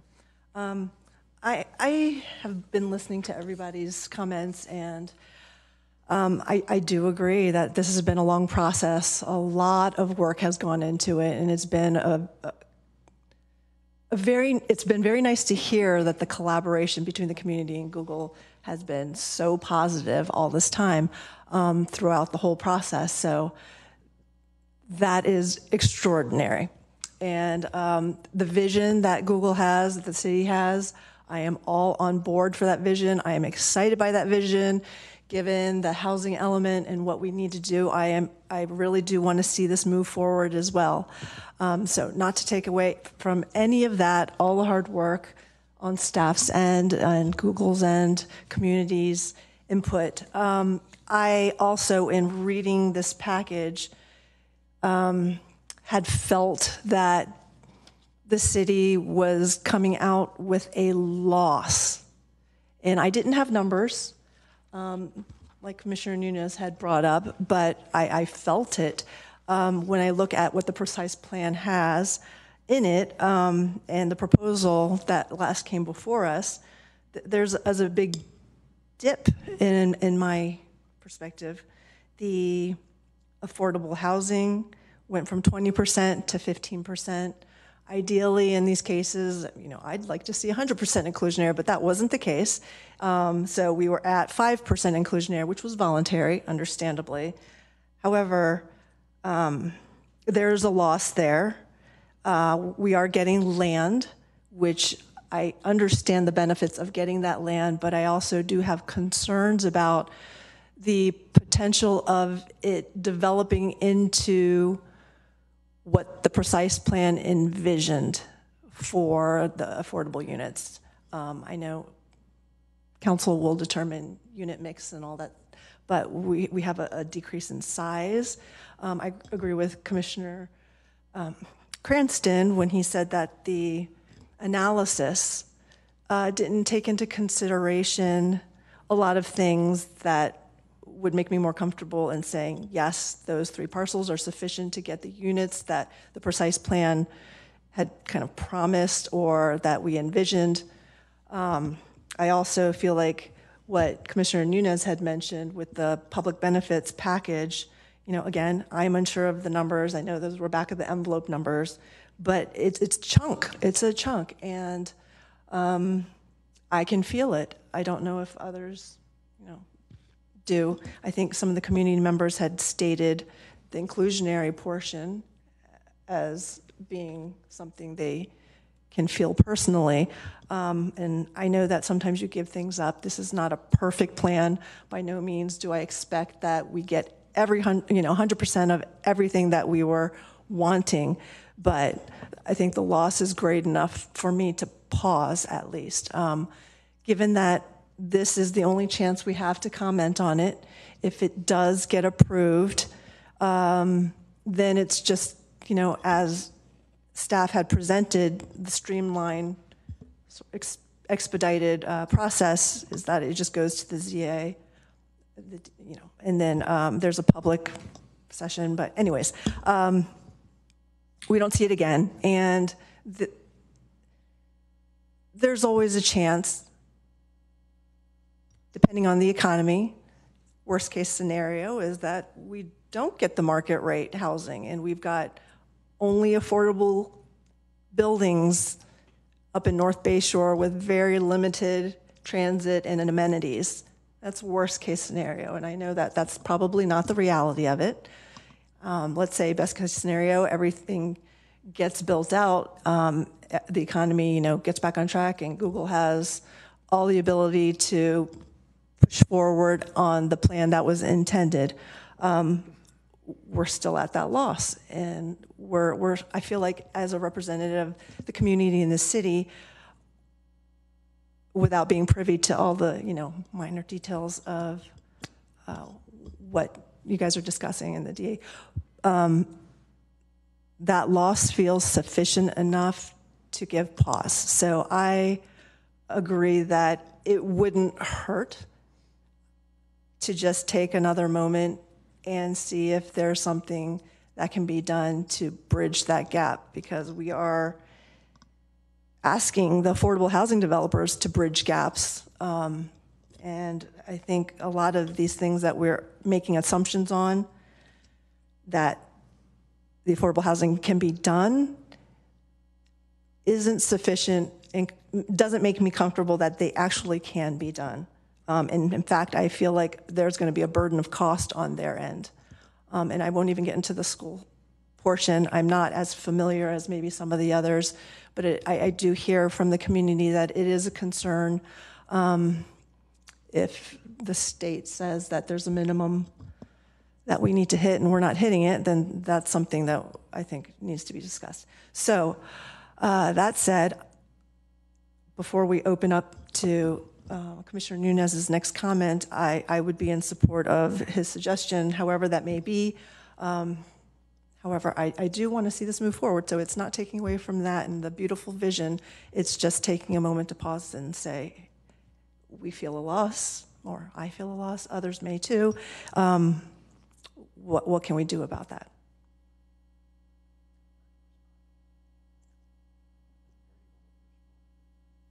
Sure. Maybe Commissioner Nunez can make his comment, and I'll address a lot of what's been brought up. Thank you. Here's one thing that I feel extremely relieved about, is that I heard all of my colleagues on the commission say it would be nice to have that 5% inclusionary. That sounds like a lot of agreement with that possibility, right? And one of the also things that I'm feeling really relieved about, and one of the things that I'm really appreciating about being on the EPC right now versus the city council, is that right now we are not the final decision makers. We are not the ones that have to say, yes, we are gonna take this or leave it. That's not what we get to do right now, thankfully. So that actually gives us a lot of latitude around how to think about this.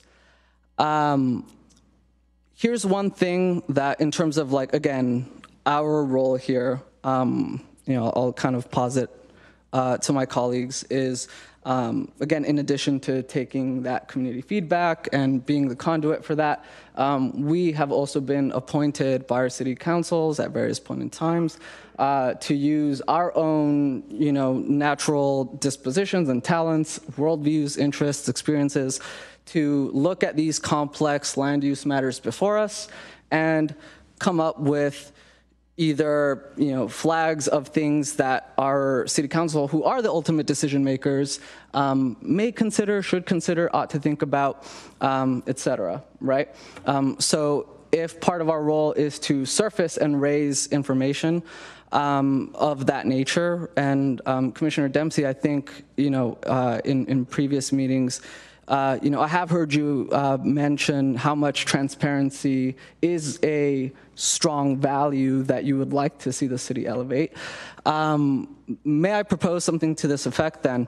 One of the things that, and again, staff works really hard. This is not, right? This is our role right here to try and raise some information and guidance and advisoriness not a word, but advisoriness.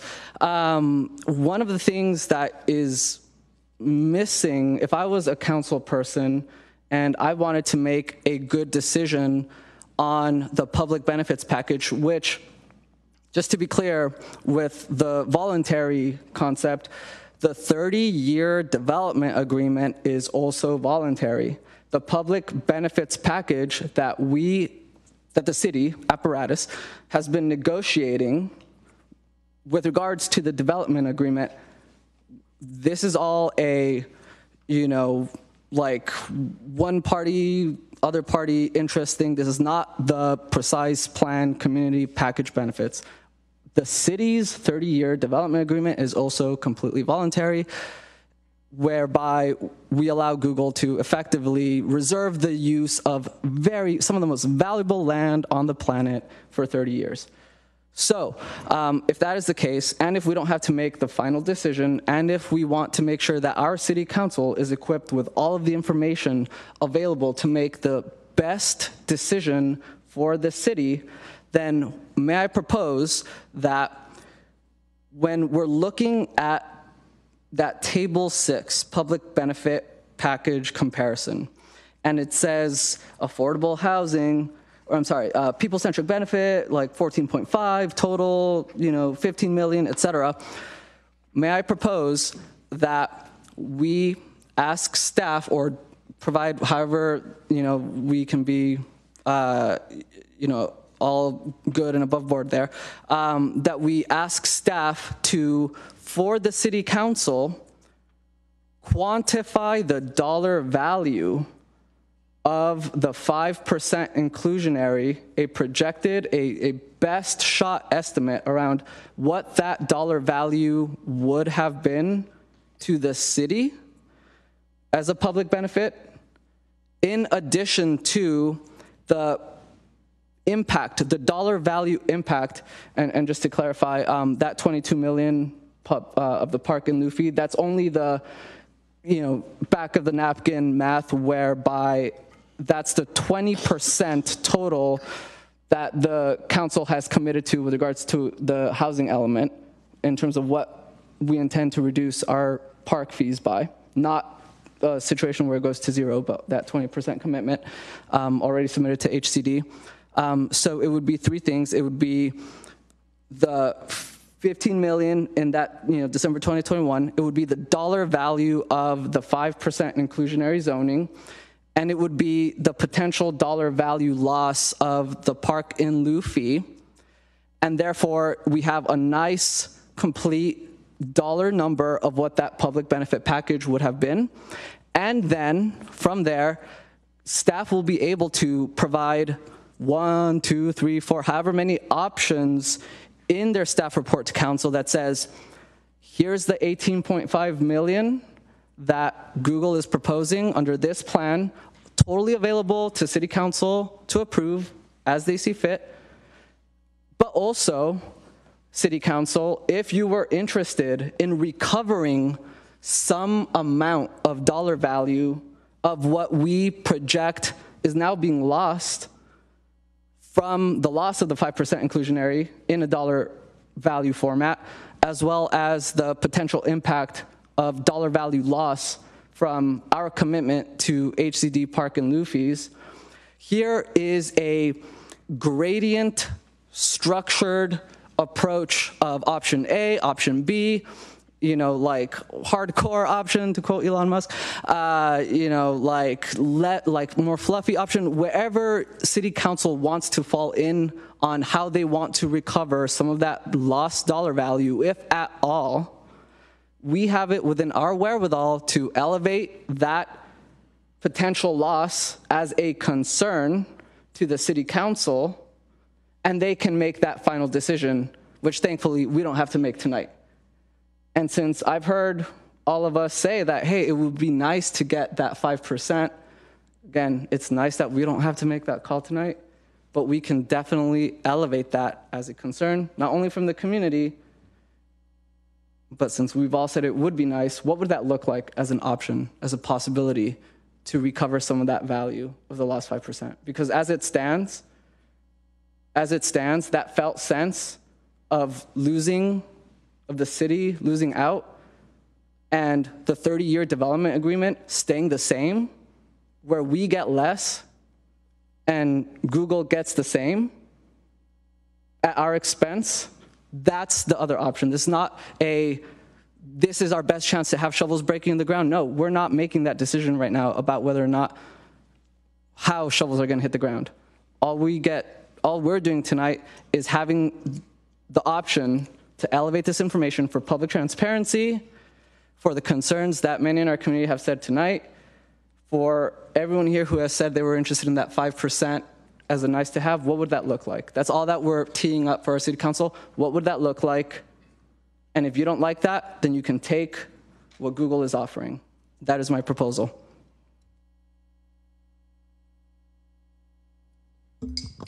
Any other speakers?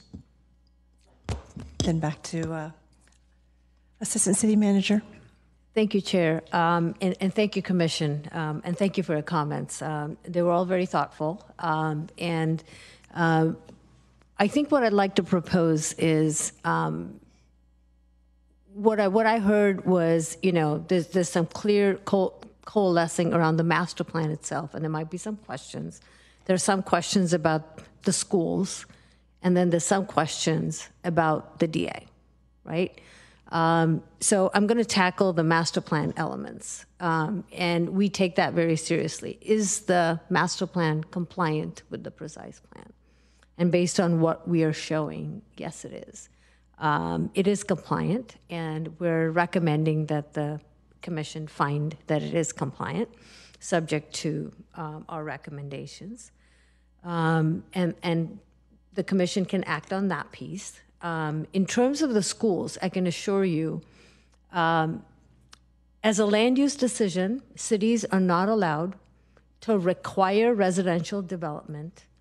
We are, in fact, specifically limited by the state. We cannot deny residential developments because they have, if they contribute, impact fees. And so that is why we worked so hard to get this 4-acre site. And I see that as a collaboration. That is an above and beyond we were able to get. And we actually worked with the school district. It was on the west side of Shoreline. It was only 2.5 acres. They wanted it closer to the eco-gem. We moved it there. There was district parking adjacent to it. We asked Google to remove it so it'd be easier to walk and bike. So we absolutely have collaborated. We can't require anybody to provide 3, 10, 14-acre sites. That's not within our power. And so I do want you to understand that we've done a lot to get that site. And beyond that, the city manager's office is working with the boards, our city council is working with the boards. And so that's a separate discussion that's going to be had. And I can assure you that's going to be happening. So there is collaboration. This project has gone above and beyond its requirement. So I did want to address the school issue. On the BMR issue, and I want to go back to the precise plan. In looking at what it would take to enact the vision, because I think one of the commissioners said it right, office is the currency to be able to get parks below market rate, infrastructure improvements, a lot. And because of that, they actually looked at economic feasibility and determined that providing the 15% inclusionary was not feasible. And that is why the council said, we don't want this to be a plan on the shelf. We want this to be a plan that actually gets built. And so land dedication is considered meeting the requirement. In terms of and Google does meet that. And I can go a little bit into our analysis for BMR. When land is dedicated, the city has not typically contributed the $125 per unit. We've contributed it when a developer has to purchase land on their own. We consider the land dedication our contribution. So I just wanted to confirm that. We haven't done that very often, but when we have, like at Lot 12,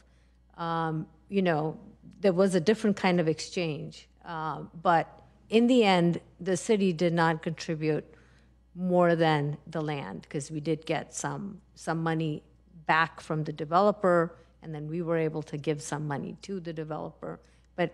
But overall, the city did not contribute anything beyond that land piece. So something to consider when we're looking at it. They are able to put a funding stack if the city can contribute the land. The third thing about below market rate housing, and we can go into that a little bit more, we did not take the developer's word for granted that there were going to be stackers, there was going to be underground parking, there was going to be a unit mix. We actually, the middle column that we looked at is what are the unit sizes assumed in the precise plan? We even went further than that and said 50% of those at least have to be larger units than those assumed in the precise plan. We took the Middlefield Park estimate, and we estimated it was going to be above ground parking. And so that number that we're giving you is our estimate. We also worked with affordable housing developers to say, how do you think we could develop on this site? And what you're seeing is a result of all of that. We're providing the developer's calculation just for information. Our analysis did something else entirely different. We didn't take that for granted. So our range that we provided was, and the middle part of the range basically assumes it's above ground parking, the same as Middlefield Park, and it did look at unit sizes assumed in the precise plan. So I do want to assure you that we have done a lot of due diligence to make sure that this plan does meet the requirements. I did want to also address the POPA credit and the park fee reduction. HCD, we actually staff is actually recommending the 100% POPA credit because if you look at the mix of about 14 acres of public parks and about 11 acres of POPAs, we like that because the POPAs mean we don't have to spend hundreds of millions of dollars to go build the parks. The developer gets to do that, and the developer maintains it. And we believe that, you know, for the city to just go out and deliver if we got raw dirt is not something we want on 100% of the parkland. And so that's why we're recommending this POPA credit. The 20% park fee, we don't know that it's going to be reduced dollar for dollar to 20%. We know that it's going to be a combination of items, one of which could be the POPA credit. We don't know. So I don't think we can put a number to it. And then finally, HCD expects us to apply them to residential projects. That's the spirit and intent. So to take that back and say we want it back, I think is going to be going against the spirit and intent and of the whole point. And I don't think we'd be recommending that. And then finally, there's a lot of interest. I think Google feels the loss of the 5%, if you ask me. I've had many conversations, and they hated having to do that, and you know, because it just put them in a very difficult spot. But I've had some honest conversations. They feel like this is the only way they can actually move ahead with the plan. This was, a commissioner said it right, it was a voluntary contribution.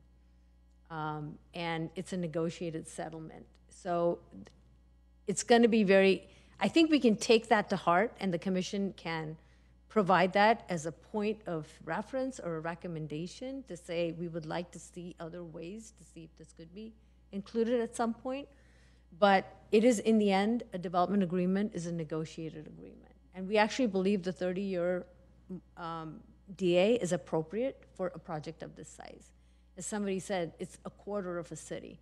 And it's going to take a very long time to make sure that it's built properly and in a very orderly manner. And we've got a 25 to 35-year plan to deliver infrastructure, so we completely understand that and agree with that timeline. We don't think it could be built in 5 years, 10 years. It's just going to be very difficult. So I would recommend that council look at, does it comply? I will say that the school part is above the purview of this land use decision, and that the city is going to taking this very seriously and working with the board. And I would say that if there are any comments to be made for the developer and the city to find ways of trying to get the affordable housing, that's a comment the commission is absolutely free to make. And we can convey that both to the developer and the council, so that they can take it to heart. And that's how I would probably break up the pieces. Thank you so much for allowing me to address you. Certainly, thank you for that. I see Commissioner Clark. It was just a quick follow-up question. So I know Table 6 has been referenced a lot, but Table 6 doesn't mention the, elsewhere in the report it mentions the land dedication for a potential school site, but it isn't in Table 6. Is it fair to say, I know that it, I know that throughout this process there's been, we've basically said we need to figure out a strategy for the school stuff, but, and would it be fair to say that yes, we lost, you know, the voluntary 5% inclusionary was retracted, but we also gained, you know, a $40-something million parcel in a section of the North Bay Shore that Google didn't at least originally volunteer.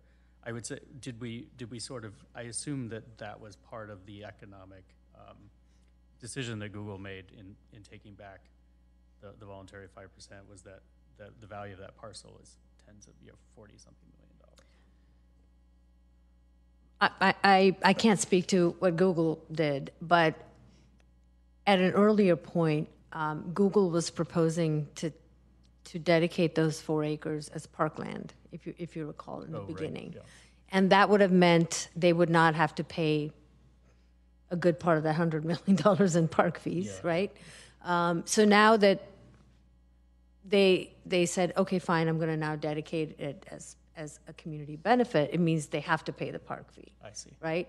But they did make another swap. They did kind of take the Charleston corridor money and swap it, right? So in the end, I think we get the calculated amount is $1 million more, but the 5%, you know, that's a public benefit, yeah. And that's separate, and it's voluntary. Yeah. So it is still not an even exchange, but it does answer this question of how do you take a 4-acre park and be able to give it to the school? And they say, fine, we'll take the hit on the park fee and we'll give it to you as a benefit. That leaves it free and clear, and the council can lease it to the school. So we actually worked on that together with Google to figure out how can we get a free and clear parcel. Plus the $5 million parkland development for eco. Yes, and that $7 million that was earlier in the public benefits as part of the 42, then came back as $5 million in the DA as public benefits. So the EcoGem money has not completely disappeared. It is reduced from 7 to 5, but it's still there. Yeah. Yeah. Okay.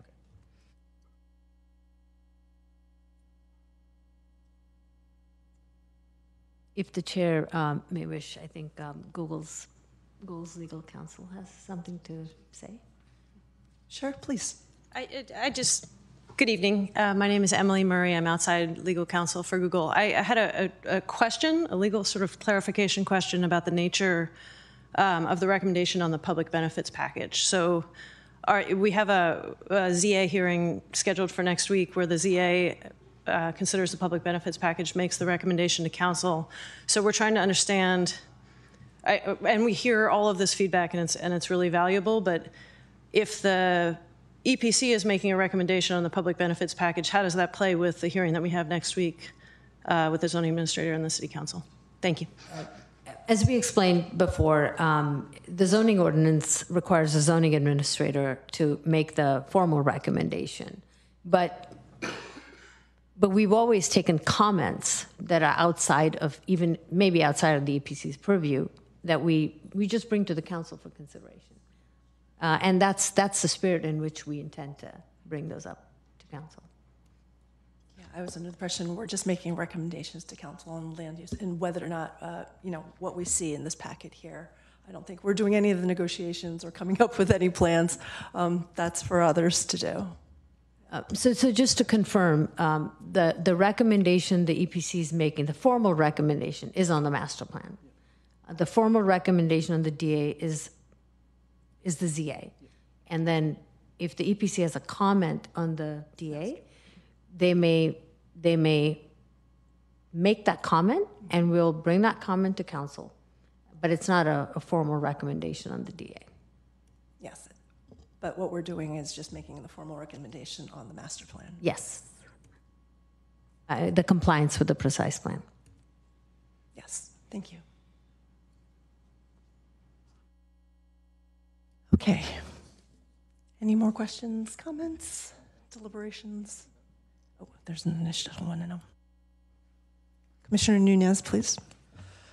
Thank you. Yes.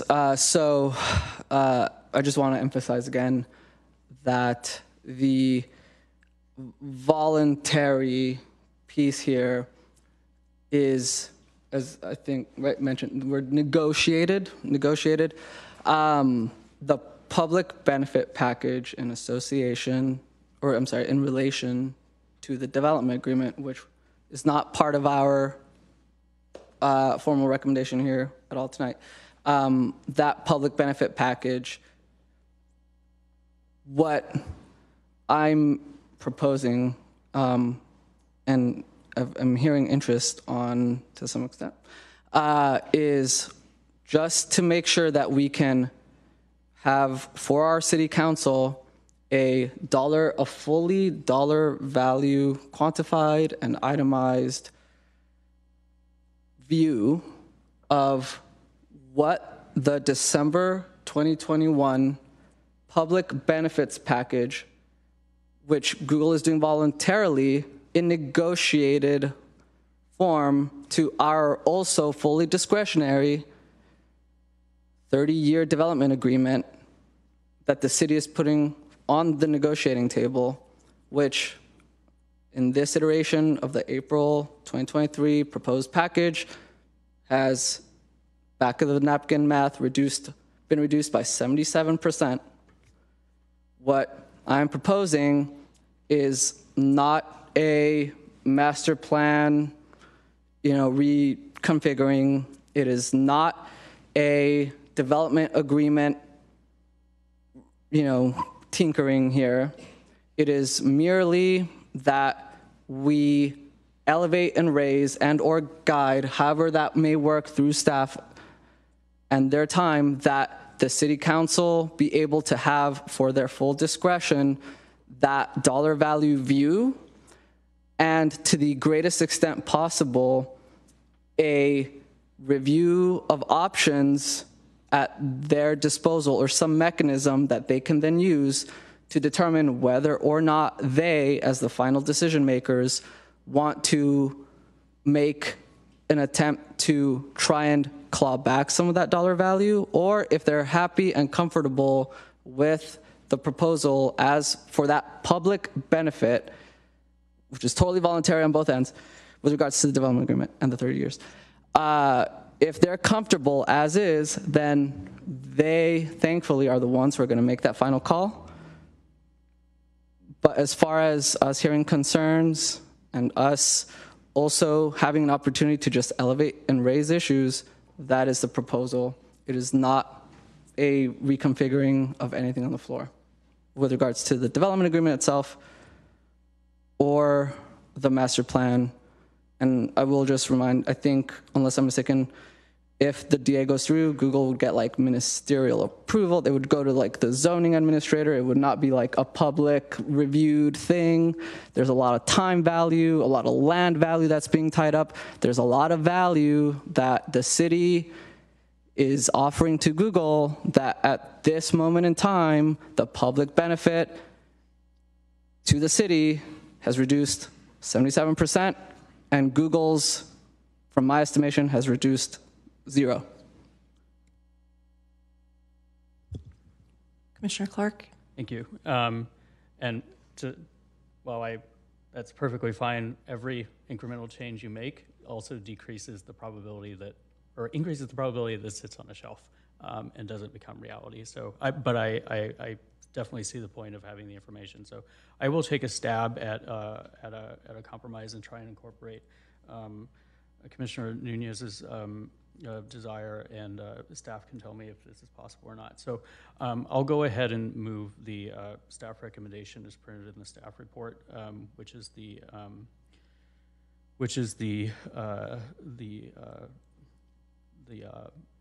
three elements, which is the recommending the certification of the EIR, the adoption of the resolution approving the master plan, and the adoption of a resolution to approve the vesting tentative map.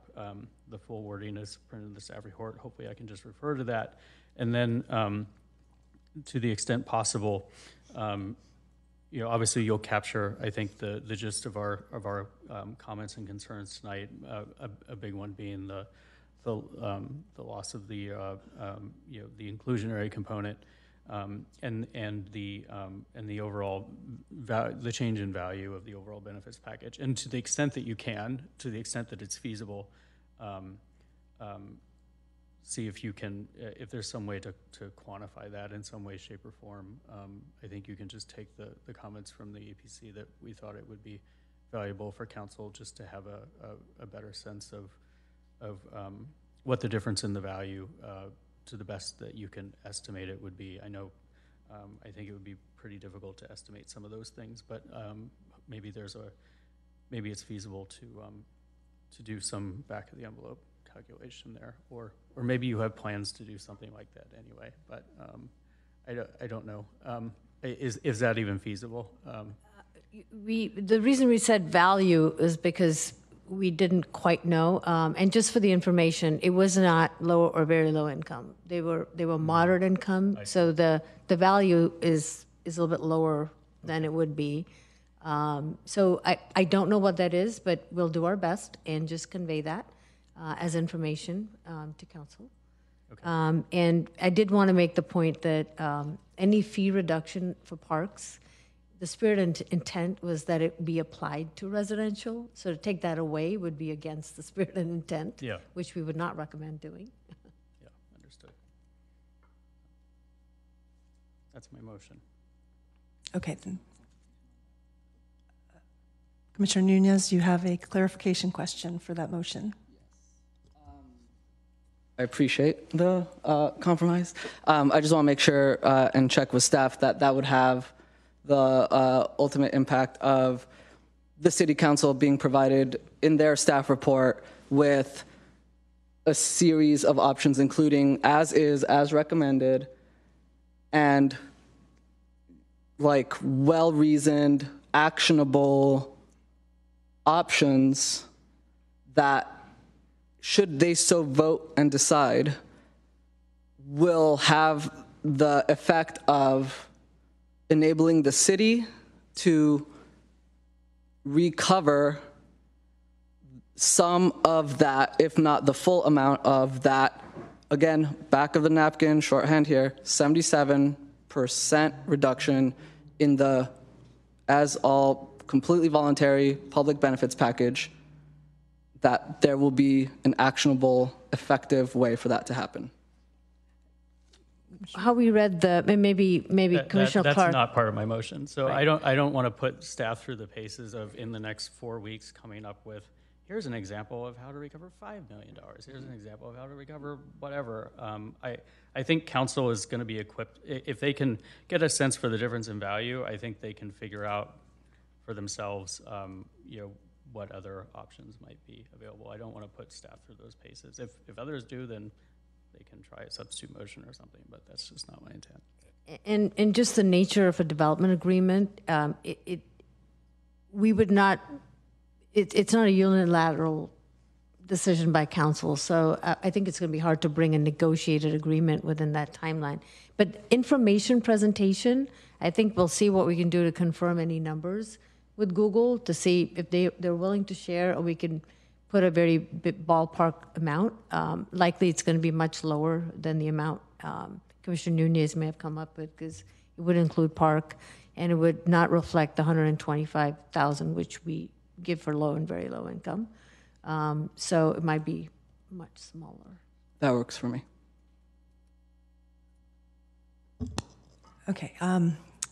Vice Chair Dempsey, you had seconded the motion, and did you want to also make a comment? No, as long as we're voting on what Commissioner Clark said and what I heard, that's great, because I don't want to go down the road of trying to tell the council how to negotiate. I was fine with information provision. That makes a ton of sense. That's Understood. what I want to vote on. Okay, so seconded officially. All right. Commissioner Cranston. I'm in line with Commissioner Clark on this. The intention of the reduction in the fees in the housing element, absolutely in my mind, cannot be part of this. It's part of a much broader process and has to be evaluated on its own. So I would not be comfortable including that. So I'm comfortable with and will support Commissioner Clark's motion. Okay. All right, then I too am comfortable with that. So shall we take it to a vote?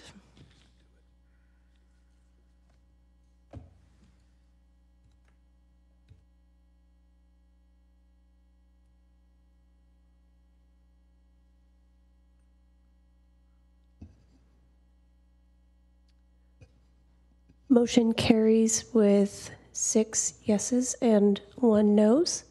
And the motion was made by Commissioner Clark and seconded by Commissioner Dempsey. I think I got that right. That's correct. Thank you. Now that that has closed, we will move to item 6. Oh, did you?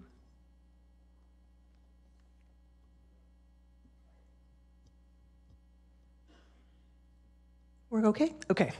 We will move on to item 6, commission staff announcements, updates, requests, and committee reports. No action will be taken on any questions raised by the commission at this time. Does anyone have anything to announce? Update, request, or report? Yes. Yeah, I got a few of my usuals here. So next meeting is May 17th. We're going to have maybe more of a fun interactive session with the commission. We're going to have an overview of the development review process. We're going to have an overview of CEQA. And we're going to have a kind of retreat conversation with the commission with some prompting questions around kind of how you might want to work together or run meetings or get the best out of each other. So it should be a fun conversation. Recent council meeting, on April 25th, council gave direction on the work plan for 2023 to 2025.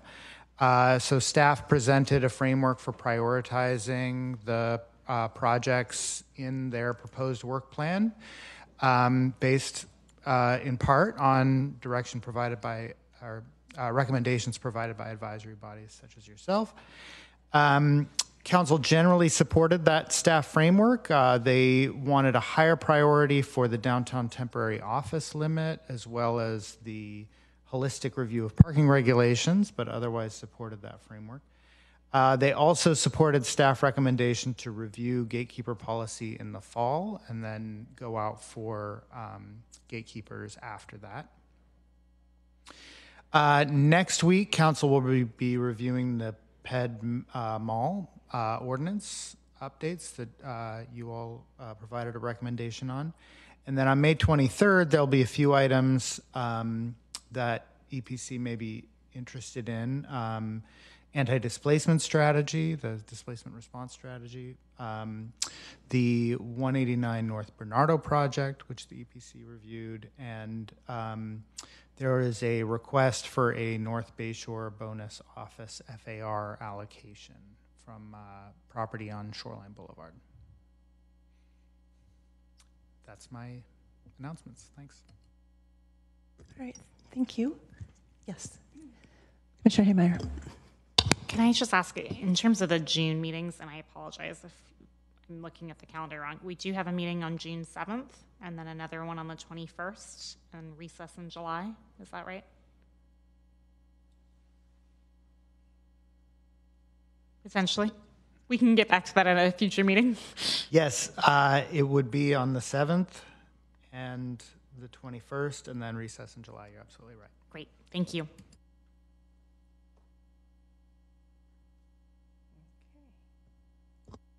Thank you. Well, seeing no others, we move on to adjournment. The next meeting, this meeting has been adjourned at 12 to 11. And the next regularly scheduled EPC meeting will be held May 17th, 2023. Thank you, everybody.